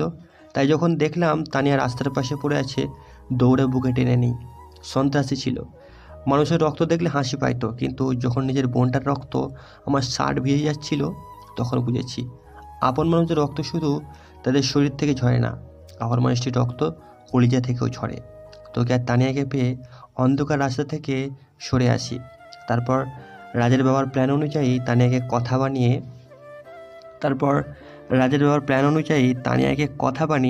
রাজের বাড়িতে পাঠায়। আর রিচি পায় তার মাকে। রিচির বাবা রফিক ভাইয়ার সাথে সব প্ল্যান করি, কিন্তু এই জন্য যে রাজ আজকে মৃত্যুর মুখোমুখি হবে তা জানলে কখনো এতটা মিথ্যার আশ্রয় নিতাম না। হঠাৎ রাইসা ধরে এলো, কথাকে জড়িয়ে ধরে বলল, মম চলো না বাবাইয়ের কাছে যাই, আমার সাথে বাবাই কথা বলবে। তোমাদের সবার সাথে রাগ করে থাকলেও আমার সাথে বাবাই রাগ করে থাকতে পারবে না। বাবাই জানে আমার সাথে অভিমান করলে তাকে কান ধরে অভ্যাস করতে হবে। কথায় কিছু বলতে দেওয়ার আগে রাইসা কথাকে জোর করে গাড়িতে তুলে নিয়ে গাড়ি চালাতে বলল। কথা রাইসাকে নিয়ে হসপিটালে আসতেই আমার বাবার সাথে দেখা হয়। মারে, কেমন আছিস? বাবা, আমি সত্যি অনেক বড় অপরাধী হয়ে গেলাম। নিজের স্বামীকে কোনো স্ত্রী এতটা কষ্ট দিত না। বাবা, সত্যি রাজকে ছাড়া বাঁচবো না। অন্যদিকে রাইসা তার রুমে গিয়ে বলতে লাগলো, ও বাবাই, বাবাই কেমন আছো তুমি? কথা বলবে না আমার সাথে বাবাই? জানো বাবাই, তোমাকে মম কষ্ট দিয়েছে বলে মমের সাথে আড়ি দিয়েছি। ঠিক করেছি না বাবাই? বাবাই, তুমি আমাকে বকে নিও না। বাবাই, তুমি আমাকে বকে নেবে না? আমাকে জড়িয়ে ধরে আম্মু ডাকবে না? হঠাৎ একটা নার্স এসে পড়ল। মামুনি, এখানে কথা বলা যাবে না। আপনি চুপ করেন তো, দেখছেন না আমি আমার বাবাইয়ের সাথে কথা বলছি। কথা বলবে না, বাবাই রাগ করবে। ও বাবাই, তুমি জানো মা তোমার জন্য কত কান্না করে? তোমাকে আমি ছোটবেলা থেকেই দেখছি মায়ের সাথে একটি ছবিতে। বাবাই স্কুলে সব মেয়েরা তার বাবাইয়ের সাথে ঘুরে বেড়ায়, তাদের বাবাই চকলেট আইসক্রিম কিনে দেয়। আমি এইসব কিছু চাই না, তুমি কথা বলো বাবাই, তাহলেই হবে। কথা বলছো না কেন? দেখছো না তোমার রাইসা কাঁদছে। প্লিজ বাবাই কথা বলো, আর চুপ করে থেকো না।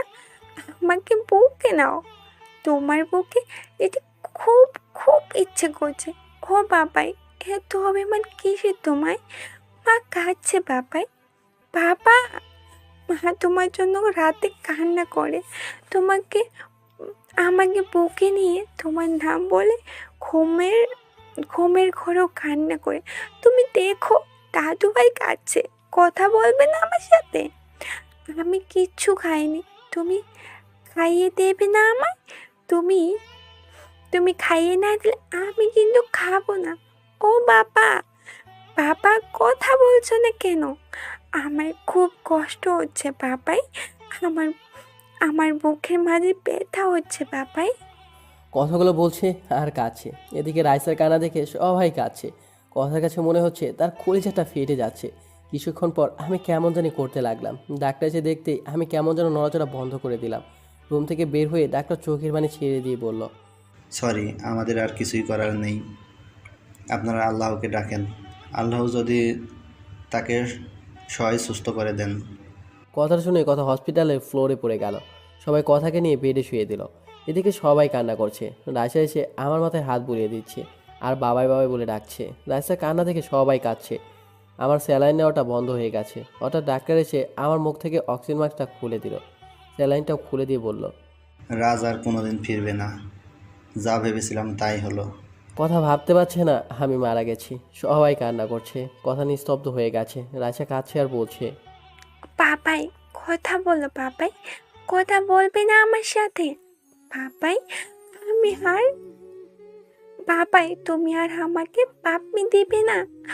আমার না খুব কষ্ট হচ্ছে বাবাই। আল্লাহকে পিচ্ছি বলে আমার চোখে পানি দেখে না। ও আল্লাহ, তুমি তো বলেছ ছোট্ট বাচ্চারা নিষ্পাপ হয়, তাদের কোনো পাপ থাকে না, তাদের কথা অগ্রহ করতে পারে না। ও আল্লাহ, দেখো আমি কাঁদছি। তুমি আমার বাবাইকে বলো আমার সাথে কথা বলতে। তুমি কথা বললে বাবাই আর চুপ করে থাকতে পারবে না। দেখো তো বাবাই আমার সাথে অভিমান করছে, আমাকে কোলে না নিয়ে আদর করে না। আমার কষ্ট হয় না বুঝি? বাবাই, ও বাবাই কথা বলো। মা, মা দেখো বাবাই কথা বলছে না। বাবাই বলো না কথা, কথা বলতে বাবাইকে। এদিকে সবাই আমার জানাজা করে খবরে নিয়ে যাচ্ছে। কথা বাকরুদ্ধ হয়ে ফ্যাল ফ্যাল করে তাকিয়ে আছে আমার চলে যাওয়ার দিকে। কলিজাটা ফেটে যাচ্ছে। আজ একটি ভুলের জন্য সারা জীবনের জন্য হারিয়ে গেলাম আমি কথা জীবন থেকে। মম, বাবাইকে কোথায় নিয়ে যায় বলো না মা? বাবাইকে সবে কোথায় নিয়ে যায়? বাবাই কি রাগ করেছে তাই নিয়ে যাচ্ছে? বাবা আবার কখন আসবে মা? বলো না মা, বাবাইকে সবাই কোথায় নিয়ে যাচ্ছে? রাইসার কথা শুনে কথার কষ্ট বুকটা ফেটে যাচ্ছে, নিঃশ্বাস নিতে কষ্ট হচ্ছে। রাইসাকে বুকের সাথে শক্ত করে জড়িয়ে ধরেছে কথা। রাইসাকে কি বলবে সে? এই উত্তর যে তার কাছে নেই। এদিকে আমাকে কবরে নামালে কথা থাকতে পারে না, দৌড়ে চলে যায় কবরের কাছে। কবরের কাছে গিয়ে বলতে লাগে, আমি আমার স্বামীকে কোথাও যেতে দেব না, তোমরা কেউ আমার স্বামীকে দূরে সরিয়ে দিও না। এদিকে কথা চিল্লানি শুনে আমার বাবা কি কথাকে বলে, কি হয়েছে মা, তুই কাঁদছিস কেন? বাবা, রাজকে কবর দিয়ে দিচ্ছে। রাজকে প্লিজ কবর দিয়েন না, ওকে ছাড়া আমি বাঁচবো না। বাবা, সত্যি ওকে ছাড়া মরে যাব। মারে, তুই দুঃস্বপ্ন দেখছিস। রাজ বেঁচে আছে, ডাক্তার আল্লাহকে ডাকতে বলল। আমি জানি তুই রাজকে অনেক ভালোবাসিস, এত কষ্ট দেওয়ার পরে তুই ওকেই ভালোবেসে গিয়েছিস। বাবা, রাজ কোথায়? রাজের বেডে। আমি দৌড়ে রাজের পেটে গিয়ে দেখি রাইসা রাজের বুকে শুয়ে আছে, মুখে অক্সিজেন মাস্ক লাগানো, শরীরে সেলাইন যাচ্ছে। আমি রাজের কপালে চুমু দিয়ে রাজের পা ধরে কাঁদতে লাগলাম, প্লিজ তুমি আমাকে ছেড়ে দিও না। কিভাবে বাঁচবো তোমায় ছাড়া? তুমি যে আমার জীবন, তুমি যে আমার ভালোবাসা। প্লিজ ম্যাডাম, এভাবে কাঁদবেন না, পেশেন্টের সমস্যা হবে। পারলেই আল্লাহকে ডাকেন। ঘড়ির দিকে তাকিয়ে দেখে রাত প্রায় 1টা বাজে। কথা দূরে কাত নফল নামাজ শেষ করে মনে হতে যদি হাত উত্তোলন করে বলতে লাগলো, হে পরম করুণাময় আল্লাহ তাআলা রহিম রহমান, এই শেষ রাতে পৃথিবীর সকল মানুষ যখন ঘুমন্ত, এমন সময় তোমার পবিত্র দরবারে দুটি হাত তুলে ধরেছি। ছোটকালে মা বাবাকে হারিয়েছি, বাবার স্নেহ কি জিনিস কখনো তা পাইনি মায়ের ভালোবাসা, একমাত্র অবলম্বন স্বামী। আজ আমার স্বামীর জীবন ভিক্ষা চাই তোমার দরবারে। হে আল্লাহ, ফকির এক দরজার ভিক্ষা না পেলে অন্য দরজায় যায়, আর তুমি ছাড়া তো আমার কোনো দরজাই নেই। এই ভিখারিণীকে তুমি খালি হাতে ফিরাইও না। আমি কিচ্ছু চাইনি কোনোদিন তোমার দরবারে, কোনোদিন বলিনি বা অভিযোগ করিনি। মা বাবাকে কেন কেড়ে নিলে? আল্লাহ, তোমার কাছে আমার স্বামীর জীবন ভিক্ষা চাই। আল্লাহ, আমার জীবনের বদলতে হলেও আমার স্বামীকে বাঁচিয়ে দাও। আমার মেয়েকে তুমি বাবা হারা করো না। আল্লাহ, সন্তান কাঁদলে নাকি মা সহ্য করতে পারে না। ও আল্লাহ, তুমি তো দুনিয়ার মায়ের চেয়ে তোমার বান্দা বান্দিকে লক্ষ কোটি গুণ বেশি ভালোবাসো।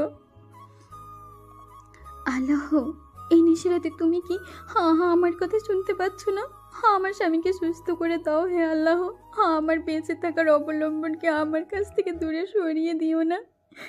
নিশ্চয়ই তোমার গুনাহগার বান্দির দোয়া কবুল করেছে। এই কথা বলে মোনাজাত শেষ করে জায়নামাজে ঘুমিয়ে গেল।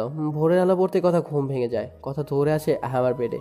কথা এসে আমার অক্সিজেন মাস্ক খোলা দেখে। ডাক্তার এসে বলল, রাজ আর ফিরবে না।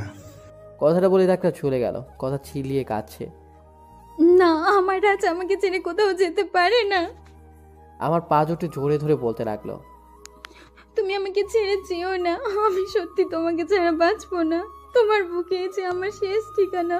প্লিজ কথা বলো, চুপ করে থেকো না, প্লিজ কথা বলো। আমি যে তোমাকে ছাড়া বাঁচবো না, তুমি যে আমার একমাত্র শেষ অবলম্বন। প্লিজ চুপ করে থেকো না, কথা বলো। কথা আমার পা জড়িয়ে ধরে কাঁদছে। কথা কাঁদতে কাঁদতে আমার কপালে গিয়ে ভালোবাসার স্পর্শ এঁকে দিল। এদিকে কে যেন কথাকে শক্ত করে জড়িয়ে ধরলো। কথা চেয়ে দেখে আমি কথাকে শক্ত করে জড়িয়ে ধরেছি। আমি কি আমার পিচ্ছি বউটাকে রেখে মরতে পারি?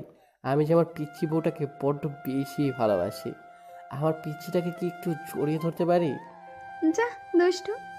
কথাটা বলে আমার বুকে মুখ লুকালো। এই কি করছো? শার্টটা তো ভিজে গেল। ভিজু? কেন কষ্ট দিলে আমায়? তুমিও তো আমাকে কম কষ্ট দাওনি। 5টা বছর তোমাকে ছাড়া কাটিয়েছি, তাই আমিও ডাক্তারকে সব কিছু বলে ডাক্তারের সাথে প্ল্যান করে এসব করেছি। তবে অ্যাক্সিডেন্টটা সত্যি সত্যি হয়েছিল। আচ্ছা, সত্যি যদি আমি মরে যেতাম? কথা আমার মুখে হাত দিয়ে ফেললো। কি বলছো? তাহলে আমার কি হবে? এখনই তো 5 রাত বাকি, আর এখন আর আমি কিন্তু পিচ্ছি না। আমি হেসে দিয়ে কথাকে জড়িয়ে ধরলাম। হঠাৎ রাইসা এসে বলল, বাবাই মাকে আদর করবে, আমি করবে না? রাইসাকে কোলে নিয়ে দুজনে হেসে দিলাম।